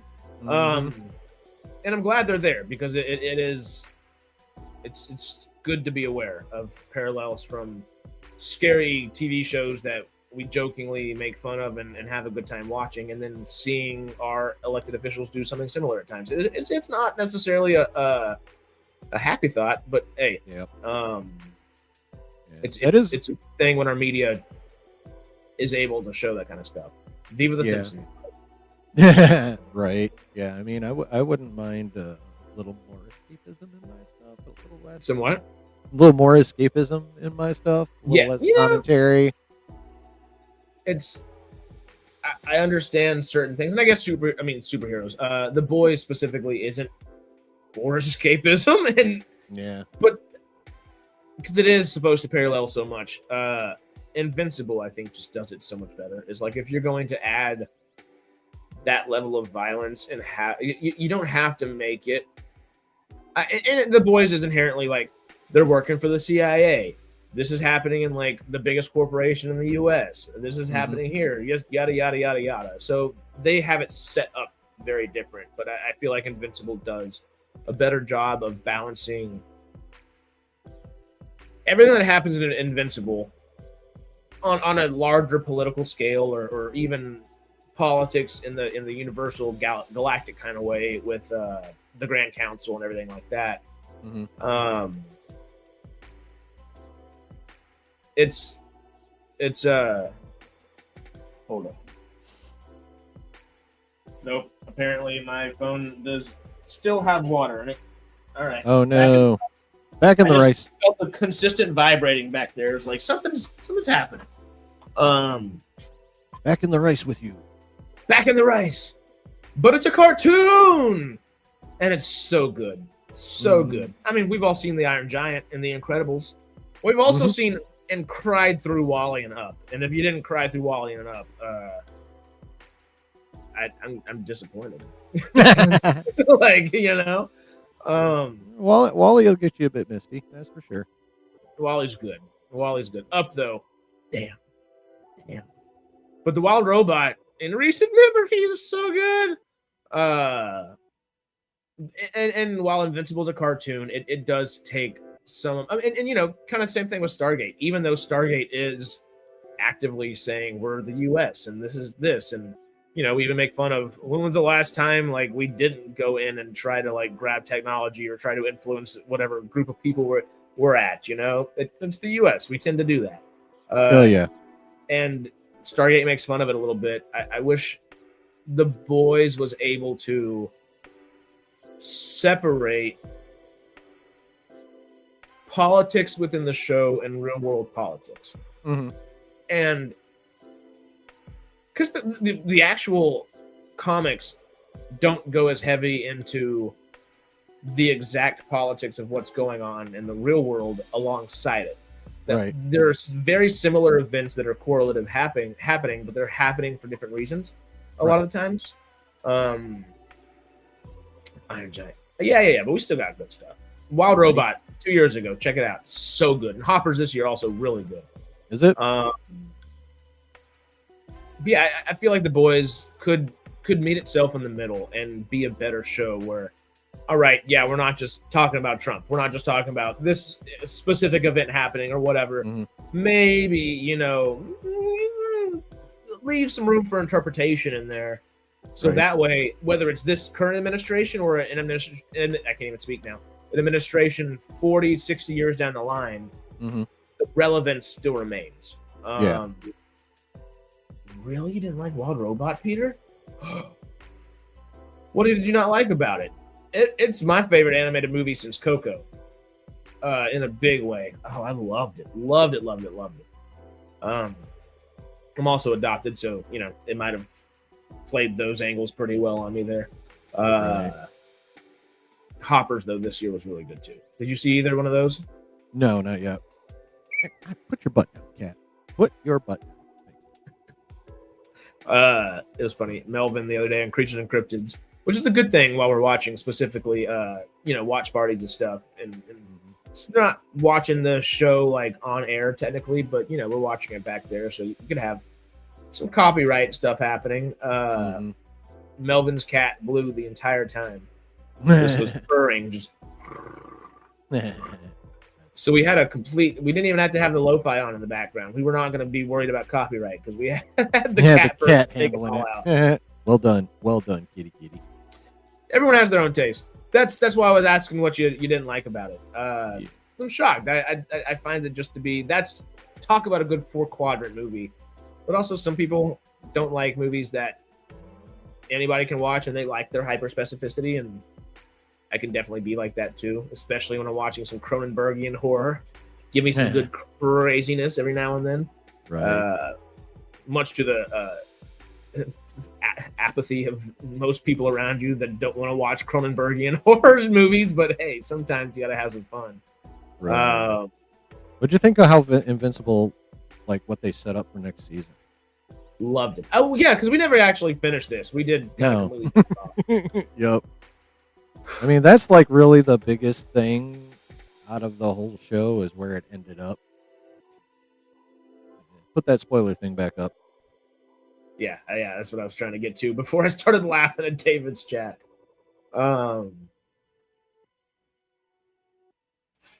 That's what I David. I mean, if he had his way. Yeah, okay. Yeah. But yeah, okay. Invincible. Miyazaki's that good though, I understand that, but also not everything can be Miyazaki. You got to judge it on its own merits at times too. But Miyazaki's so good. Anyway, you got my anime brain going again. Invincible though, I thought, and I tried to allude to it with Sarah while we were talking about it, because she's halfway through season 2 is what she said. So she's like in the middle of the Angstrom Levy arc. I almost feel like Viltrumites are far scarier when they're relaxed and chill. Yeah, it's got that whole, quiet before the storm kind of feel to it, or like, you're say, like you're a seismologist and you're starting to read rumblings where there haven't been rumblings for like decades or maybe even centuries. What the hell's going on? Kind of like that. The fact that it just hit so hard, and obviously the spoiler chat's up here for us, but the second you realize, yeah, okay, they were going to head to Earth at some point, sure, that makes sense. Mark, Nolan, they had to get there quick. All right, let's fight if we need to. Let's be prepared. If we need to call back up, it's 2 weeks away. That's not enough, but we're gonna do what we can while we can and hold out as much as we can. They are preparing for the absolute worst, and good on them. They should have. Little did they know they were already there.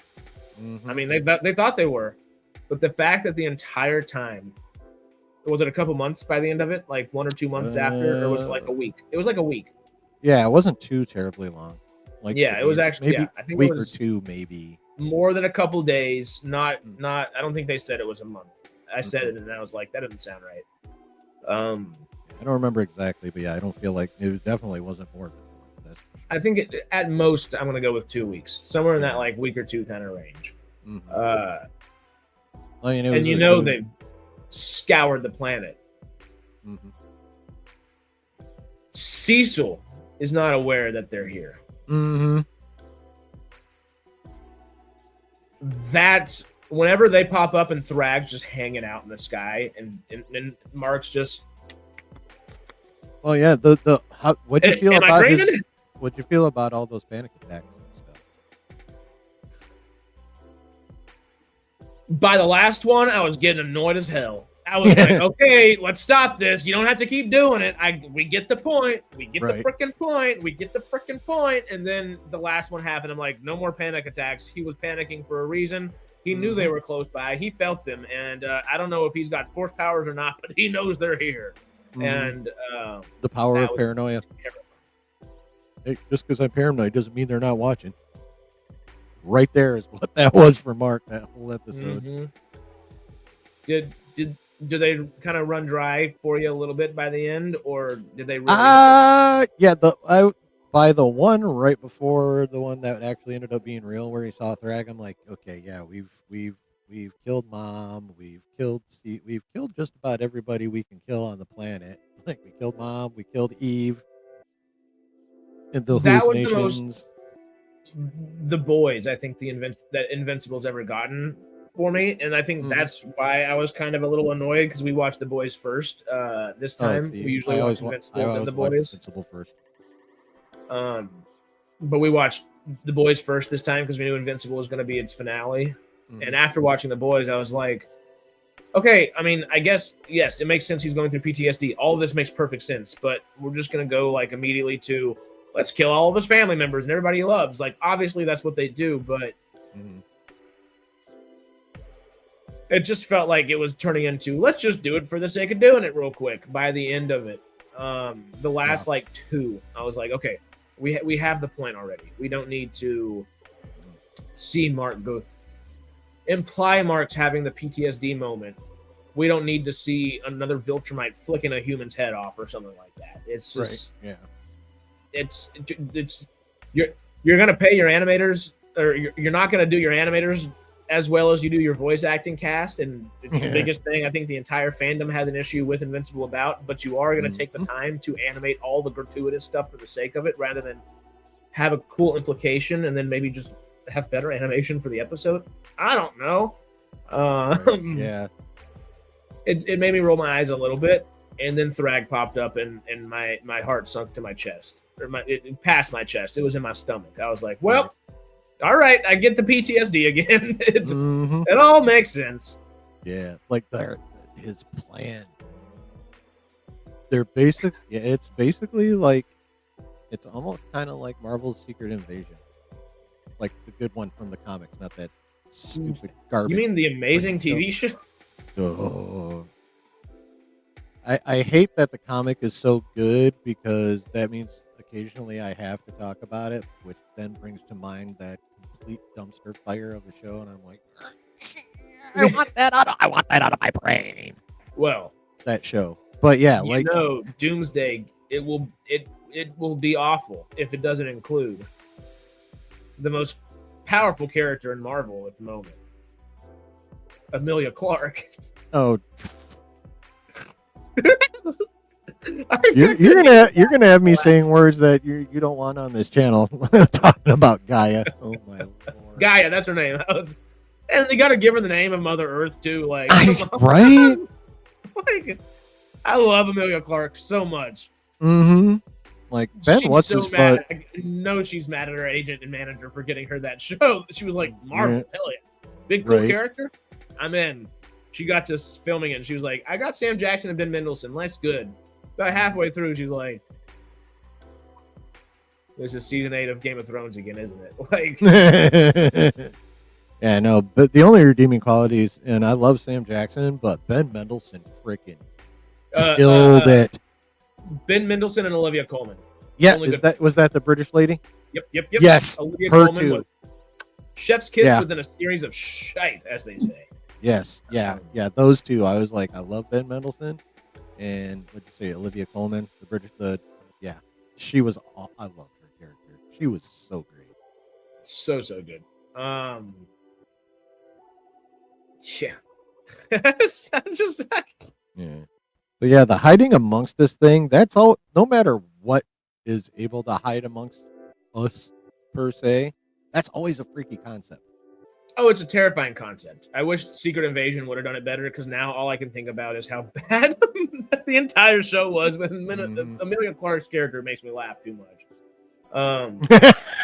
David. It was so much worse than that. It really was. It was horrible. Thrag and the Viltrumites doing it, though, had the emotional impact that 20 years of watching MCU content should have had for the Secret Invasion drop. And it only has 4 seasons. That is how to do that properly. Yeah. And of course, you got Lucan walking around like Steve Harvey, and you've got Craig going over and going and I know it's Krieg or Craig, Kregg, but it's Craig is really what it is. He's on Earth now. He's smoking cigarettes with an eye patch and driving Harleys. He's Craig completely at this point. Yeah. Hopefully he doesn't get fired for stealing boxes. The one that I'm actually most intrigued about, Viltrumite-wise, on Earth, because I found her more scary than Conquest, was when Anissa showed up on Earth. And she's over here like, yeah, like I'll toy with you a little bit and definitely show you that you're not going to win this battle. But you shouldn't worry about me. I got Big Guy to come here and fight for me if I really need to. And of course, Conquest shows up, and Mark didn't listen to the deals that were made, or the deal that was made, and said, I got a different timeline than you, sorry. And that timeline was non-existent, realistically. But it's... I found Anissa an approach to be scarier. The not apathy, but the nonchalantness she had to it all. Yeah, the intimidating casualness. Like she was just so like, yeah, this is how it is. Believe me or don't, I don't care. You're gonna find out sometime or other. Conquest is over here like, you're gonna find out, son. Let's do it. Let's do it. Come on, I'm ready. I'm ready. And then Anissa's just like, I'll let him clear some rubble first. And that, I think, is the scariest we've seen of Viltrumite outside of Thrag, and then Nolan in season 1 going through and destroying that entire like civilization for a moment that keeps trying to conquer Earth. And the one moment he says, "You're not conquering Earth." It's like, oh God, he's here to destroy us all and take us over. Yeah. Have you read any of the books? 'Cause I've never read any of the bits books. and pieces. I'm familiar at this point through outlines at best. I like videos and Wikipedia, essentially, is what I got for the rest of the series. Yeah, a few of the people I follow have read the too books. much. A few of the people I follow have read the books, and they're like, no one is ready for what's coming. Oh no, we're not remotely like the bits and pieces I do know are like there's not like I'm sorry, we're poo-pooing on the boys a little bit this episode, but Amazon, MGM, y'all hear us? Just you already canceled Gen V. The Boys season 5 is the finale. We know Vought Mexico's not happening, or the Boys Mexico's not happening. Vought Rising, hey, maybe it'll last 2 seasons like Gen V before you cancel it. Just start putting more money behind Invincible. Go back, make all the things that have already been there look even better, and then continue to add money to their animation team and allow them the time to do what they need to do. Conquest does exactly what it says on the tin. It is great, though. And realistically, have some more Invincible spinoffs. Give us the Tech Knight show. Tech Knight. Not Tech Knight. Battle Beast, man. They're going back. Give us Battle Beast. They're going back and doing a prequel comic. Give us Battle Beast. You have the comics for it. Give us Space Racer. They got the comics for us. And it's not Tech Knight, because Tech Knight's the freaking Boys character. Tech Jacket. Yeah, Tech Jacket. Give us a Tech Jacket show. Give me just one second. And give us the 7 prior to Nolan taking them all out. Like, right. I need not a the couple 7. minutes. Keep saying the the wife 7. just got back from the store, so I'm gonna go carry a couple minutes. Aye. But yeah, just give us something more in that world. It's even putting more money behind it. It'll cost half as much, maybe not half as much, but it'll cost 2/3 of what The Boys cost. I think Amazon is not necessarily shooting themselves in the foot by not doing it, but also they could help a lot. So that makes sense. That's funny. But yeah, I think Invincible is the future for Amazon. Outside of Stargate, I was about to say Rings of Power, but that's not part of the future at this point. I don't know. They have 3 more seasons of it. Already filmed one of them, and it's just going to keep going. If I just tuned in, I would be thinking Sarah looks a bit rough today. That's great, though. Yeah. What else are we thinking about, y'all? Invincible, The Boys, Daredevil. We've talked a bunch of Stargate today. We are an hour 50 into this puppy. What are we thinking? What are we thinking, y'all? Saturday night was rough. Yep. The funny thing is, 2 of my roommates and I are fasting for the next 2 days. So we went to go eat Korean barbecue last night. And I think we went past our limits because it wasn't rough in like went out to party kind of way. It was rough on I'm glad I'm fasting for 2 days now because damn, we ate. Anyway, too much money on CGI, not enough on script writing. See, the script writing for Invincible is perfect. Can't afford groceries? No. We went out to eat. I have plenty of groceries, but just can't eat anymore after last night. For your average show, for sure. Thankfully, script writing on Invincible is kind of mostly done pretty easily because Robert Kirkman, who wrote the original series, writes the TV show as well. So it's pretty 1-to-1 jumping in there. Yeah, he's adding some stuff, and he changed Tech Jacket. He gender swapped Tech Jacket. Yeah, which I don't mind at all. At the second I saw it, I was like, Zoe instead of Zachary? And then Zoe is there for the episode. I'm like, okay, I like Zoe. It was just literally by the end, I'm like, okay, she's cool. I'm in. And there have been a few little like instances of that. Of course, Shrinking Ray is one of them that they gender swapped as well. But Shrinking Ray and Rex's story is one of the best stories in the show. And I wish we got Shrinking Ray back this season. We haven't seen her besides the opening episode, right? I'm guessing so. I don't even remember who the crap you're talking about. Honestly. Shrinking Ray, Rex's girlfriend that goes tiny. Oh, yeah. We haven't seen her in all. Yeah, we haven't seen most of the Guardians of the Globe since episode 1. Yeah. Oh, yeah. The chicken green that he was like finally being mature with right before he. Yeah, Rudy. Still don't like calling him Rex. I don't like calling him Rex, but Rudy/Rex. Rex Robot. And then Monster Girl are stuck in the other time. Yeah. Yeah, the robot Monster Girl. Isn't there a third one? It was just Rudy and Monster Girl. Was it? They tried to, and I don't think they made it. Yeah, no. I thought there was 3 people. I guess yeah, we haven't seen, they're stuck over there. We haven't seen the Shrinking Girl. Was she even in the first episode? She was in the first episode briefly. I don't think she helped out as much with the fight or anything. But we did get what's the dude? Isn't his name Power something? With the yellow and orange suit. Oh, yeah. Yellow bug goggles almost. Yeah, he was around. We haven't seen the dude that can hop into that one dimension since he took that Mark Darkwing's into that dimension. Been gone since last season. Yep.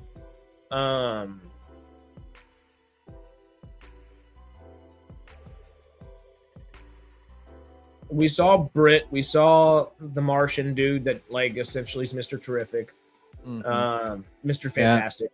Yeah, the Immortal and the multiplication girl. They're off doing their own thing. Yeah, Immortal and Multicate. Thank you. Yeah, Multicate, I think, are doing their own thing. I did see a really interesting theory / thought Okay. What happens when the Viltrumites find out on Earth there's someone that can multiply themselves near infinite amount of times if they'd like to? And she's a woman that can bear children. And the Viltrumites need to... We're going to be very, very interested in her. Actually, I don't know if that's something that they actually dive in story-wise or not. Yeah, I got no clue.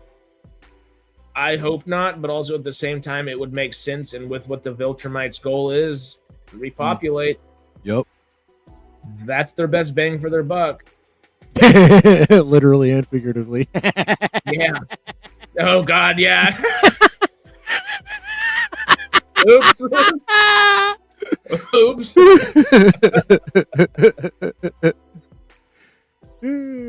I mean, I did that on purpose. Totally meant to do that pun. Oops. Ooh, here's an interesting question. She can multiply herself, right? Yeah. What if can she multiply herself while pregnant and simultaneously multiply herself with baby? Like, you only got to get the main one pregnant, and then I wonder if because I would was work. Definitely thinking the opposite way, where the Viltrumites just force her into multiplying, and they turn her in. Yeah, they make her a one woman, but yet not one woman harem. Yeah, which is in line with what the Viltrumites would do. Oh, totally. I mean, it doesn't make it any nicer by any means. It works, if anything. And it was literally just now thought of that. I'm like, but if she clones herself, does that mean literally everything that is in her right there multiplies along with her? Like that, because it's technically a separate body growing within a body. So would it work that way, or like that gets complicated quickly? Yeah. I mean, I can see sort of a way to explain it scientifically. Like if her power is to exactly duplicate everything that makes her up, clothes and other things as well on top of herself. Yep. So if she can, if everything about her duplicates internally, externally, then it would carry over. I feel like possibly. That actually that's a good point. It has reasoning behind it to do so. She has to be duplicating literally on an atomic level in order for everything to be the same every time. So if you're reduplicating stuff at the atomic level, that means everything's coming along, including all the baby's atoms. Ooh, I just thought of it on the other end of it too.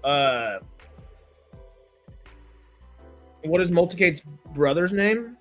I don't know. I forgot she had one. Wasn't he dead? Multipal. That's right. Multipal. Damn it. Yeah. That's too easy though. Multicate and Multipal is totally overthinking it. Yep. Okay. Yeah. Y'all did well. Good job, Kirkman. For the because we're here and discussing it's the moment. Multipal could simultaneously impregnate the rest of the Viltrumites that not be inseminating Kate, technically. True that. I don't know. They wouldn't need too many of them. How many female Viltrumites are left? Like 3? A few, yeah. Well, that actually, you know what? I'm probably low on that because out of the, what they say, 39. There were 38 left. 38 Viltrumites left. We've only seen like 6 of them on a regular basis. Yeah, we saw Craig, Lucan, Anissa. What's her name with the ponytail? I don't know all their names. It starts with B. There was the kind of the kind of overweight black one. That's Lucan. That's Lucan. Okay. Then there's the big overweight dude that is the dude that looks like he could be in a trailer park. Which I'm like, I think I've met you before a couple times. Right.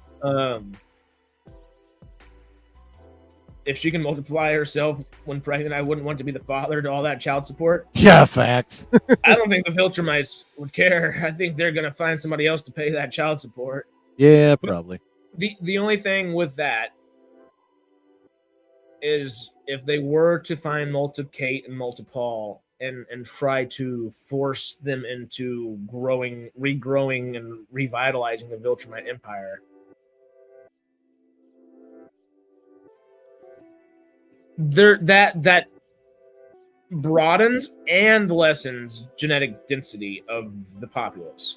Yeah, because even all those offspring are going to have like half all the same genes, and if you want, yeah, we're going to start. They wouldn't be able to breed with other Viltrumites. They'd have to go lessen the Viltrumite quality of their blood through procreating with more humans.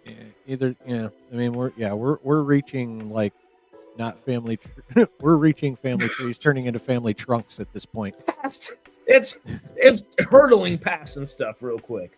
Yeah, getting into that whole cousin. Interesting, but terrifying kind of territory. Yeah, keep it in the family. Yeah, very very sci-fi oriented within it, but also yeah. I mean, it is. Yeah, it's genetics technically. So yeah, it's I see Brandon in here asking us some about Avatar: The Last Airbender. I started it, but I couldn't get through season 1. Season 1 it would not stay on track. I would suggest going back and getting past season 1, because season 2 and 3 specifically are some of the best things ever put to television in general. I love it. If anything, Avatar is the only series, and I haven't watched it, I think, within the last year, but it typically, at least, is the only series that I will continuously rewatch year after year after year. Okay. The Legend of Aang movie leaker was arrested yesterday after being found in Singapore. He's facing up to 7 years in charges. Yep. Thoughts on Legend of Aang was publicly leaked on Twitter, not being promoted by Paramount. I don't condone piracy for filmmakers. Realistically, it's not a good look. It's not a good feel. You're stealing someone's intellectual property. Technically, it is. How much did the Legend of Aang cost to make? Like that's the dollar amount that someone's stealing worth. You know, it's screwed up. It was $150 million, and I know people are like, well, the movie was just going to go on Paramount Plus, so I don't see the big deal. And part of me completely agrees and understands, and I'm not holding it against anybody that has watched it because of that.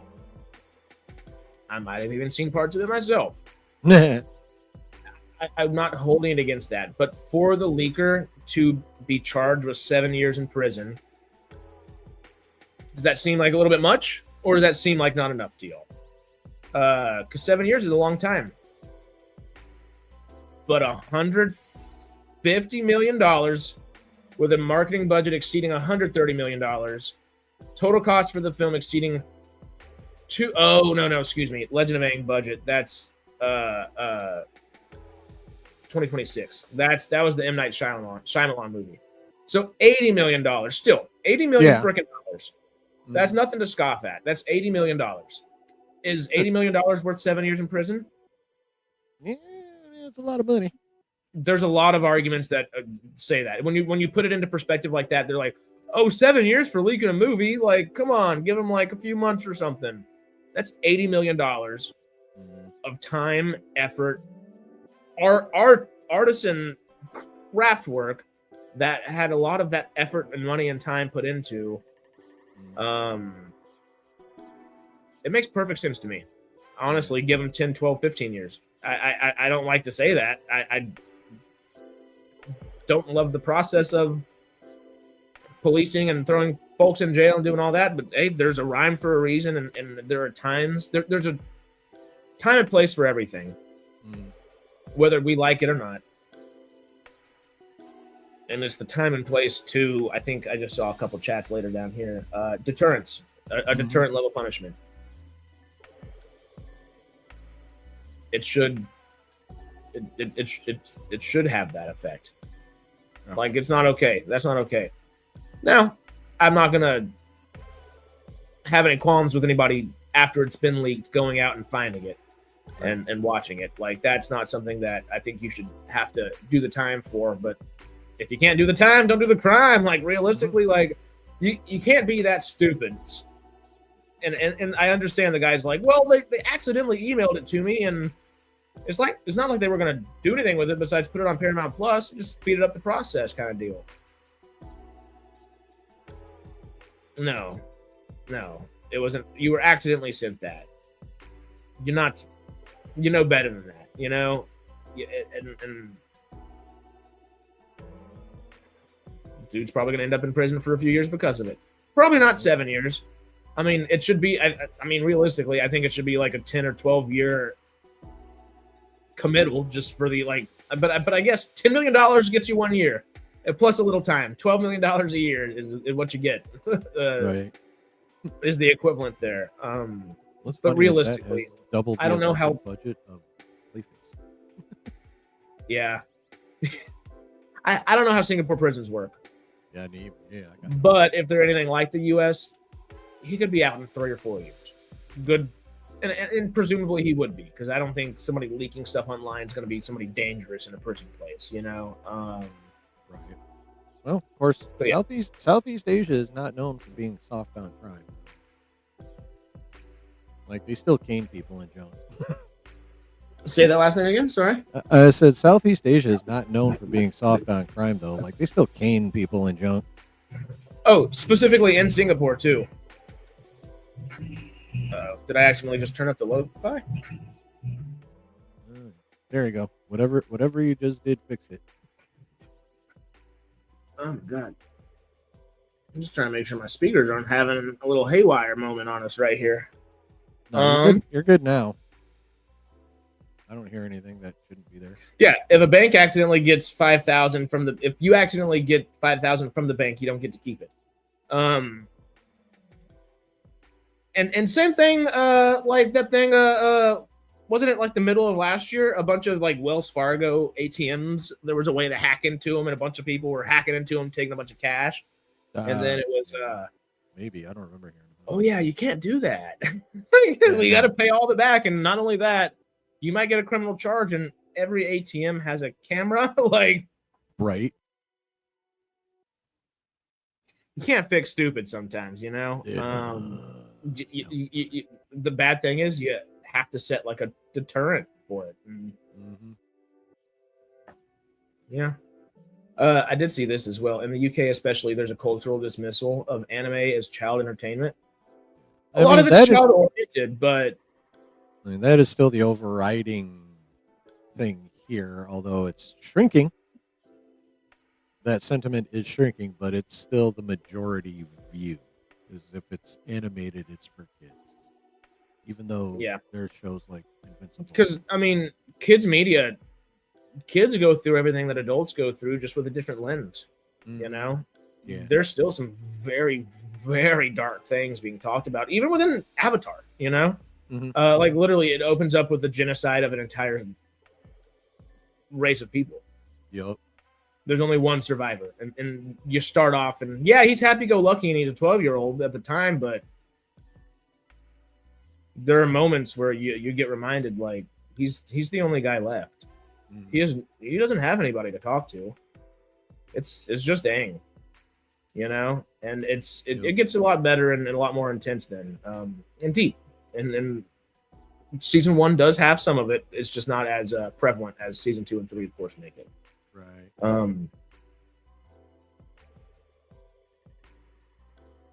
In China, you get to donate your organs if you commit crimes. Oh God. Yeah. Oh yeah, Monk got his. Sorry, not Monk. Littlefinger, David here got his name in the credits of the Thing expanded edition this week. He shall now forever be associated. And you're doing the same thing with Alien, right? You said the original Alien. Hi. Nice. Yeah, nowadays it's definitely different. But I mean, Brandon, We see it, people we know probably, I assume in your circles as well. Well, what was that kids show you were watching or something like that? And you're like, you mean the kids show where the entire Demon Slayer, sorry, I don't want to spoil anything, but in literally the first episode, spoiler tats here, so be cautious if you don't want to hear. I was detailing it to my roommate last night because he was watching a few of the last episodes with me a couple days ago, and he was like, I think I might start that show. Is it just a kids show, or is it how quickly does it turn into everything that we've been seeing the last couple episodes? And I was like, the opening episode is a little charcoal burner little boy that his father's passed away a few years in the past, and it's him, his 4 or 5 brothers and sisters, and his mom all in the hills on a mountainside, and he's going to go sell the charcoal that they make in town. And he goes to run in town and sells the charcoal. Oh, it's a little rainy that day. It takes a little bit longer for him to get back. He finally gets home, and he finds his entire family completely slain, and his little sister turned into a demon. And that little sister then immediately tries to eat him, and he has to deal with that. He might be 14 or 13, 14 at the time in the show. But does that sound like a kid's show? Yeah, no. It's Not really. There's a different framing that you can do from the perspective of a child. It does not make the shows inherently childlike. Does it make it available for some of them to watch? Like Avatar is definitely available for kids to watch. I wouldn't show any kids Demon Slayer, even though it's a 13 or 14-year-old watching. Maybe by the time they're 13 or 14, you can kind of watch alongside it and kind of feel something, but yeah, there's a time and place for everything, as we said a minute ago. Yep, totally. I see. Cool. Oh, the new Clayface trailer looks so good. Have you seen it? Yeah, no, I watched it. It's a pretty decent trailer. All I have to say about that movie is he better end up the walking pile of mud by the end of it. And there was that one shot where he had the club mace, the hammer, the mace, or whatever. Yeah, but if you look closely at the shadow, the rest of it's normal dude size and shape. I'm like, we're getting there. Yeah, there was right after that. There was a quick shot of him in a bathroom or something, and there's a he's in a tub. It's before he's in it. There's a moment where he's like a big shadow, and it looks like he's kind of doubling over, and I think that might be a shot where he's fully mud melting clay kind of deal. Right. Speaking of that, I saw someone online. Now I'm not sure if this is true, but someone was saying that the bathtub he was in was him. That what? The tub he was in that one scene where he wipes his face and it goes just to nothing. They were saying that the tub he's in is him.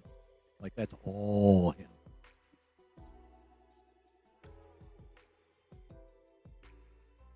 Yeah, I was really confused with what you were saying for a second, but him being the tub and that would make that's Clayface. I mean, totally. But yeah, I don't know. I just need him to be the big walking pile of mud with buck teeth by the end. Just gimme.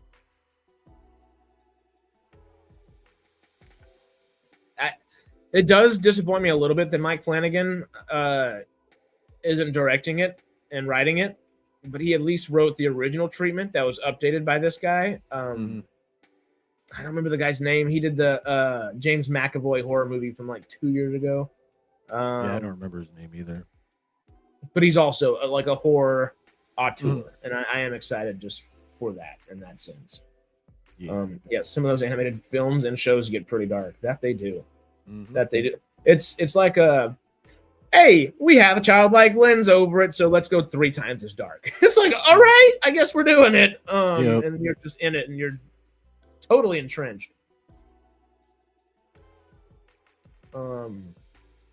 Yeah, as a trailer, I thought it looked cool, but I need a little more reassurance about a couple things. Is this the one with Bucky Barnes' Clayface? He kind of looks like Sebastian Stan. A little bit, yeah. It's not Sebastian Stan. Sebastian Stan is also in the Batman movie, which is not part of the DCU. Nope. It's still over in... completely its own thing, and he's What's playing. Reeves call it? like the Massive Crime Saga or something. I think it's just Saga. Elseworlds. I don't know. Well, no, Reeves himself calls it something or other Crime Saga. Oh, really? That's what Okay. he calls it, yeah. Because he's playing Two-Face, not Clayface there. He's playing Two-Face there. Yes. And that's Harvey Dent, where, half not so pretty, half just looking like a regular politician. Did you hear they got Tywin Lannister to be his dad? Yep. Or at least they're talking to him after about asking Daniel Craig and like a whole bunch of other people who refused to do it because of just how bad the character is, just as a human being. So that's interesting. Yeah. Actually, I saw a report that really the only one that's actually was offered and flat out turned it down was Skarsgård of the Stellan variety. Was who? Stellan Skarsgård. Oh, yep. I saw it was Stellan. Mm-hmm. I saw Daniel Craig was mentioned too, and that kind of surprised me because I was like, are they completely done with him and Sergeant Rock then? Like, is that completely done? As far as I know, that's dead in the water right now. Yeah. They might come back to it, but they need to nail down some big stuff before they worry about a Sergeant Rock movie. And realistically, don't waste the time on Batman 2. Just stop it before it starts. Like, the Batman is just the most meh Batman movie we've ever gotten. I would rather watch Batman and Robin over it because of its stupidity, rather than trying to pretend it's smart. I can't go that far. I hate Batman. Like, hate that movie. Like, the first time I watched the Batman, I was like, okay, emo Batman, emo Bruce, whatever. But it's actually gotten better for me. Like, I've watched it 3 or 4 times now, and it's actually gotten better for me on each rewatch. Every watch for me, it gets way worse. Really? The Penguin cannot do any wrong. The Penguin's the show? Amazing. Oh, that show is fantastic. Matt Reeves is such a great filmmaker, and I hope it doesn't bite me in the ass one day. Matt Reeves, I absolutely adore everything you do, but the Batman is by far least intelligent film, and it's so far up its own ass with it that it just kills me. Like, it's like, that's fair. He's the world's greatest detective, and he's gonna try to be the world's greatest detective, but he is early on. But he's so early on, a rat with wings. No shit, it's not Penguin. No shit, it's not it's Carmine Falcone. Like, it's my left ass cheek could have figured that out on a random Tuesday. Like, it's the least intelligible script Matt Reeves has ever written, and it's not even remotely close. The Batman Twilight Saga is too accurate though. Yeah, I mean, I'm gonna go see the Batman 2. What is it? October next year, allegedly. Still for now. Yeah, I'll still go see it for the sake of it, but yeah, I mean, hopefully he ups the game a bit. Like, I just want him and Wes Ball to keep making more Apes movies. Just the two of them, please. As long as there you go. The two of them, keep at it. Please, please, please.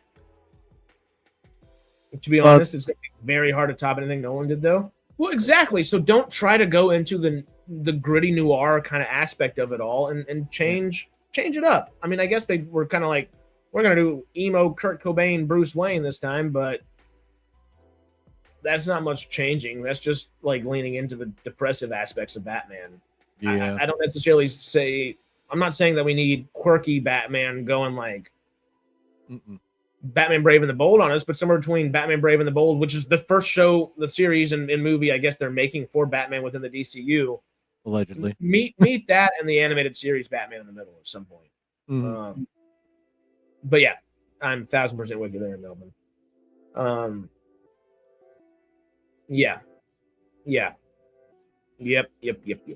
Yeah, fair, very fair. Greg has been kind of mentioning that, talking about Paradise as of recent as well. And as much as I do enjoy the show, I can't disagree in certain parts of it, He brings up some good points. Yeah, I'm with Brandon there. I'm totally with Brandon on that one. Yeah, there's some fun stuff. Well, you didn't like Arnie's Mr. Freeze? I didn't not like Arnie as Mr. Freeze. Just rewatching it as an adult made me form a new opinion. Because as a kid watching that movie, oh god, it was fun. Mm-hmm. As an adult, oh god, it's bad, but it's still pretty fun. Plot hole? Just chuck some jargon at it. I mean, touche. Right. Well, I mean, that's... Mr. Freeze would be a good solo origin.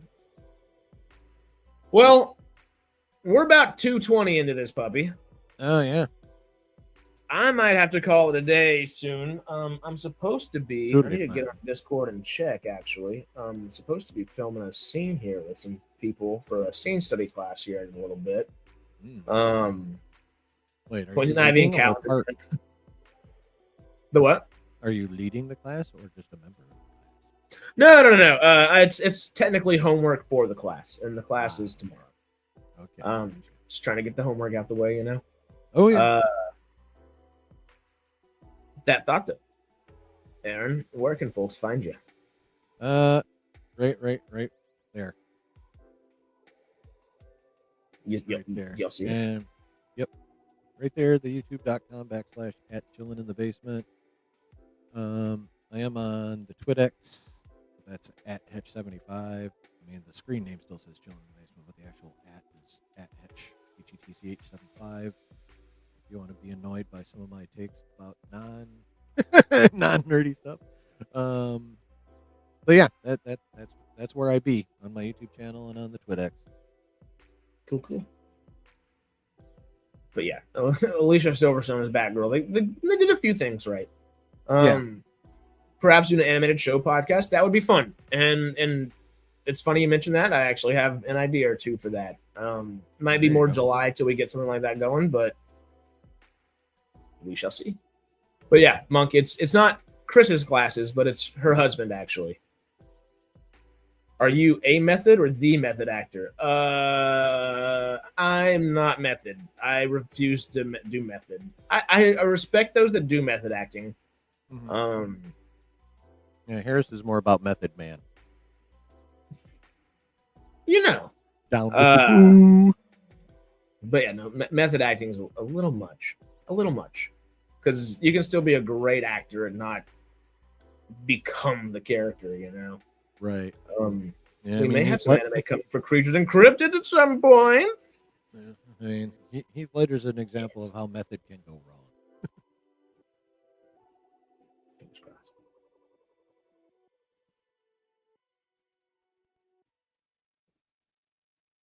Ooh, real quick before we jump out, shall we answer? Out of those three, probably Professor Pig would be the best one. It's the one that's most interesting out of the three. I don't think we've seen him yet. But honestly, I would like to see if they're going to do another solo villain movie, which I'm still not a big fan of. Like, I want the hero doing something about the villain. But a movie about the establishment of the Court of Owls would be dope. About the which one? How the Court of Owls was established, at least in Gotham, if not overall, because I can't remember off the top of my head how far back in history they actually go. But like how they got established in Gotham and their manipulations up until Batman figured out their existence would be cool. One of the reasons I'm so disinterested in the Batman 2 is because they want to do Court of Owls. I don't think Court of Owls should be touched on until maybe Batman 4 or 5. Like, if the 4th or 5th movie within a universe, then bring in the Court of Owls. But you should be setting the stage the entire time, but then the Court of Owls should be there. There's too much of a rogues gallery to get through. Kind of the same thing with Sinister Six, you know? Like, as much as we all love the Sinister Six, there's good stepping stones to get to first, you know? Yeah. I mean, if not that, Hush would be dope. Yeah. Condiment King. Isn't Robert Downey Jr. playing Condiment King? I have no idea. I think he is playing Condiment King.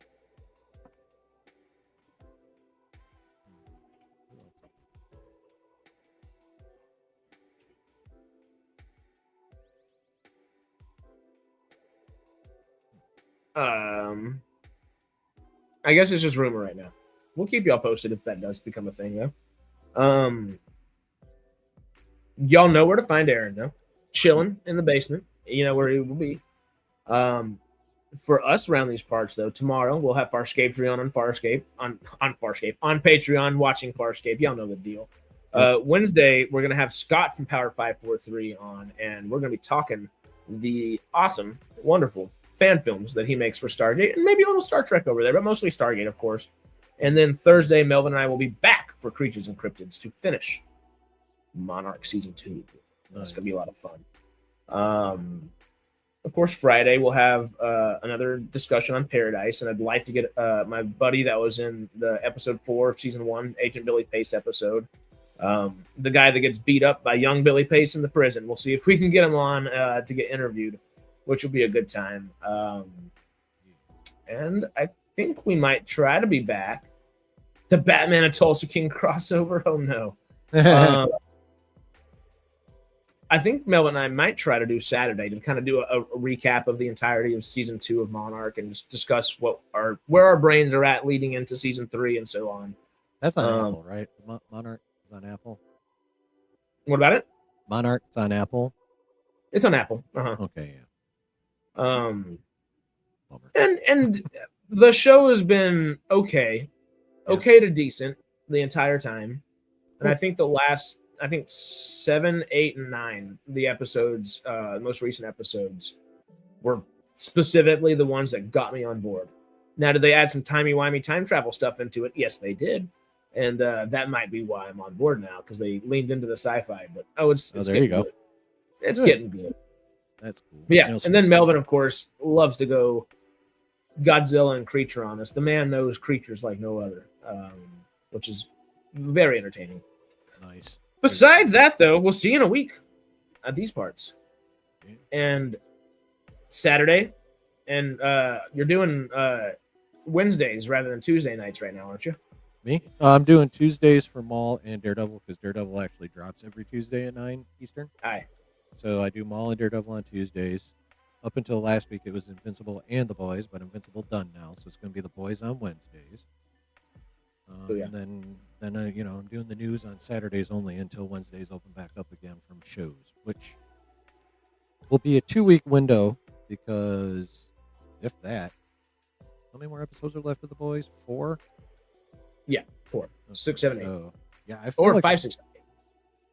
Yeah. So that might actually run right into Spider Noir, which debuts on Wednesday, May 27th. And I'm totally doing watch parties for that puppy, too. Are you going to watch that black and white or in color? Oh, I'm totally doing black and white first. It's noir. See, it has to be in black and white.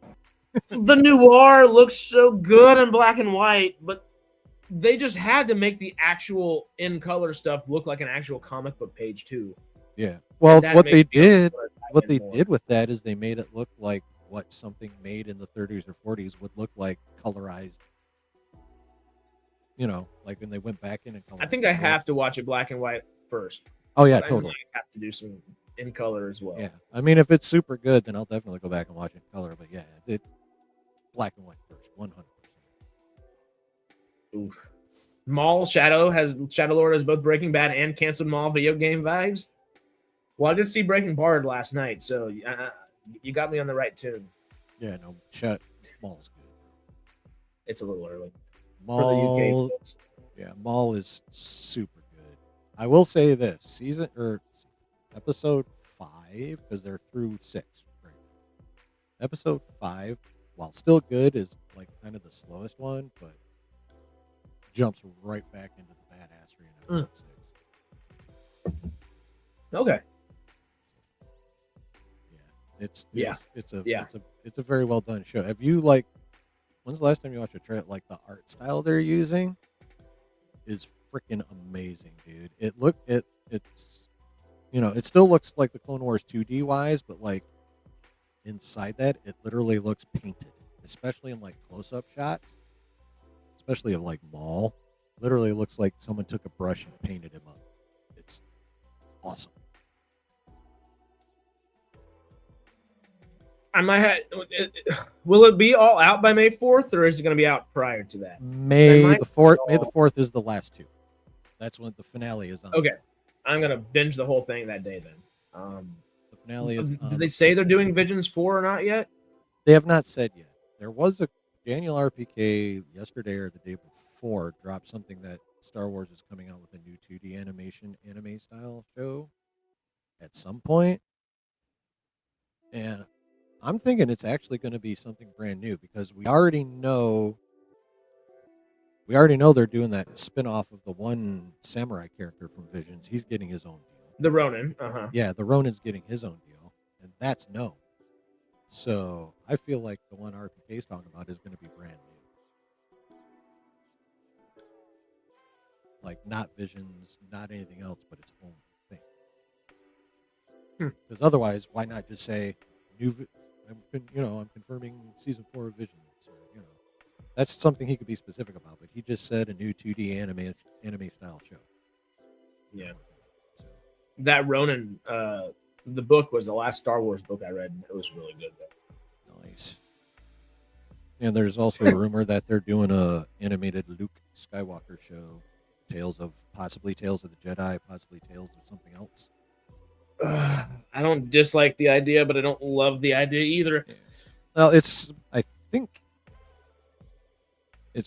they haven't really said either way, but I'm hoping it's set in the Mando era, like, because everyone's been, like, most of the fandom has been clamoring for, like, Grandmaster super badass Luke Skywalker, which is where I think how they need to do this one. Like, it's got to be post ROTJ because no one gives a crap about like In Between Empire or any of that. Part of me, like, we want EU badass Luke. Yeah, part of me wants it. Part of me is just like, go to a different era. Like, I'm just, y'all screwed up the ending of the Skywalker stuff, so right, ghost them or new. Is the other thought that I have. But I mean, I wouldn't mind that, but like, we have yet to see Luke treated properly post ROTJ anywhere other than on the page. Yeah, like, it has not been seen on screen in any format, live, animated, whatever. Which is capital DUMB. Uh-huh. Screaming at our TVs. Mm-hmm. KK castrated Luke. Yeah. Yep. Yep. Well, that might not have been all.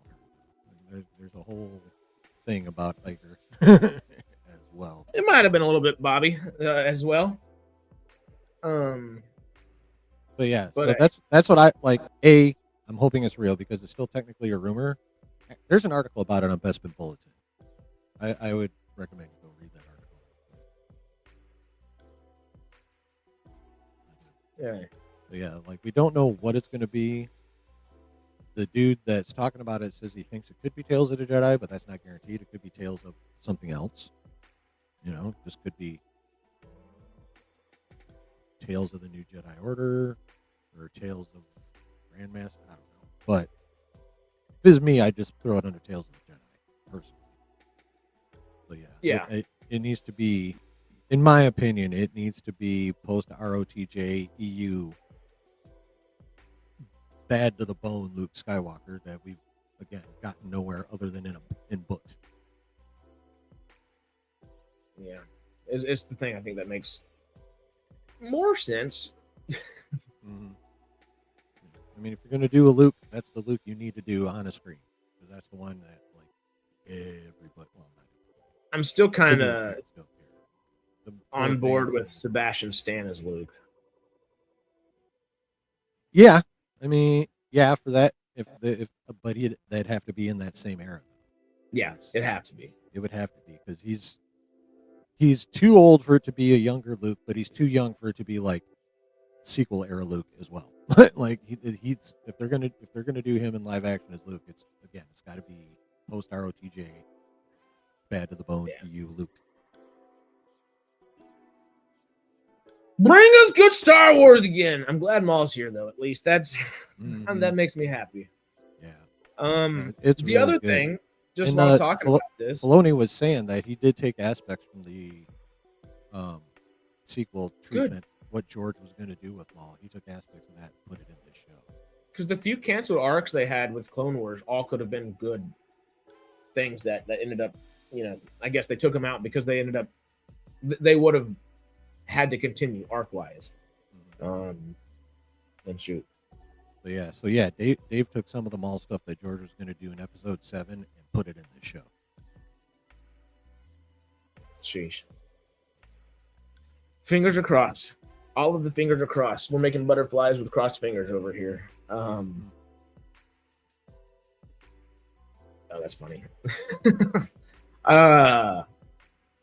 Ultimately, though, the one thing that did pop in my brain while we were talking about all this is we are going to do another Star Trek debate here in the next couple weeks on the future of new Trek, et cetera, et cetera. If y'all have any other debates that y'all might want to see on the channel, put them in the comments. Not the live comments, but like the comment section, so we can see them in the future. And anything you want us to debate, I think it's going to be fun to get the debates back. I think in about 2 weeks, we're going to do that new Trek debate, and we're aiming for Greg and Jamie to do it, and then Sarah should be our moderator for it. So, if that sounds like a good time, y'all let us know. No! God damn! Monk!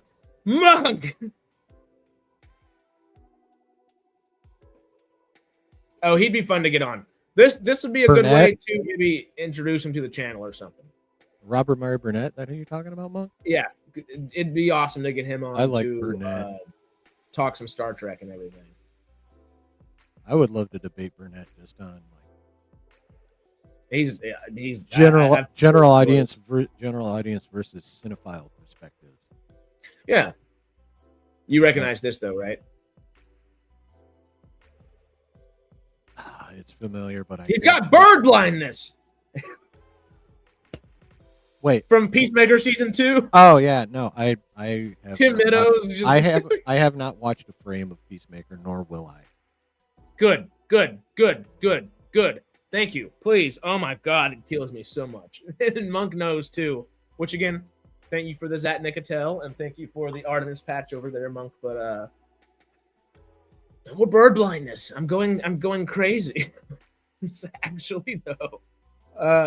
All of that being said, we love and appreciate y'all. You know where to go check out Aaron over here, chilling in the basement. He will be chilling. Your other hand. That was correct, wasn't it? No, you're not pointing at me. To me, it looks like I'm doing it. Is it mirrored on my screen, though, maybe? It could be. Yeah. Use your other hand. Oops. That way. There you go. Now you look like the Scarecrow in the Wizard. Cover all the bases. Now that I know you like Stargate props, oh, God. I will not stop you in your 3D printer, sir. I like Stargate props. Just saying. And I thank you for them, sir. I thank all of y'all for being here. Again, we love and appreciate y'all. We will see y'all throughout the week. Farscape stream on tomorrow, of course. Stargate Outpost Wednesday. Tuesday night, though, go hang out with Aaron. Saturday night, do the same. Saturday morning, we might see you. Thursday evening and Friday morning, we got you here.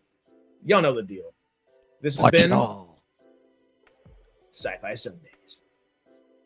Stay cosmic, SciTrekkers.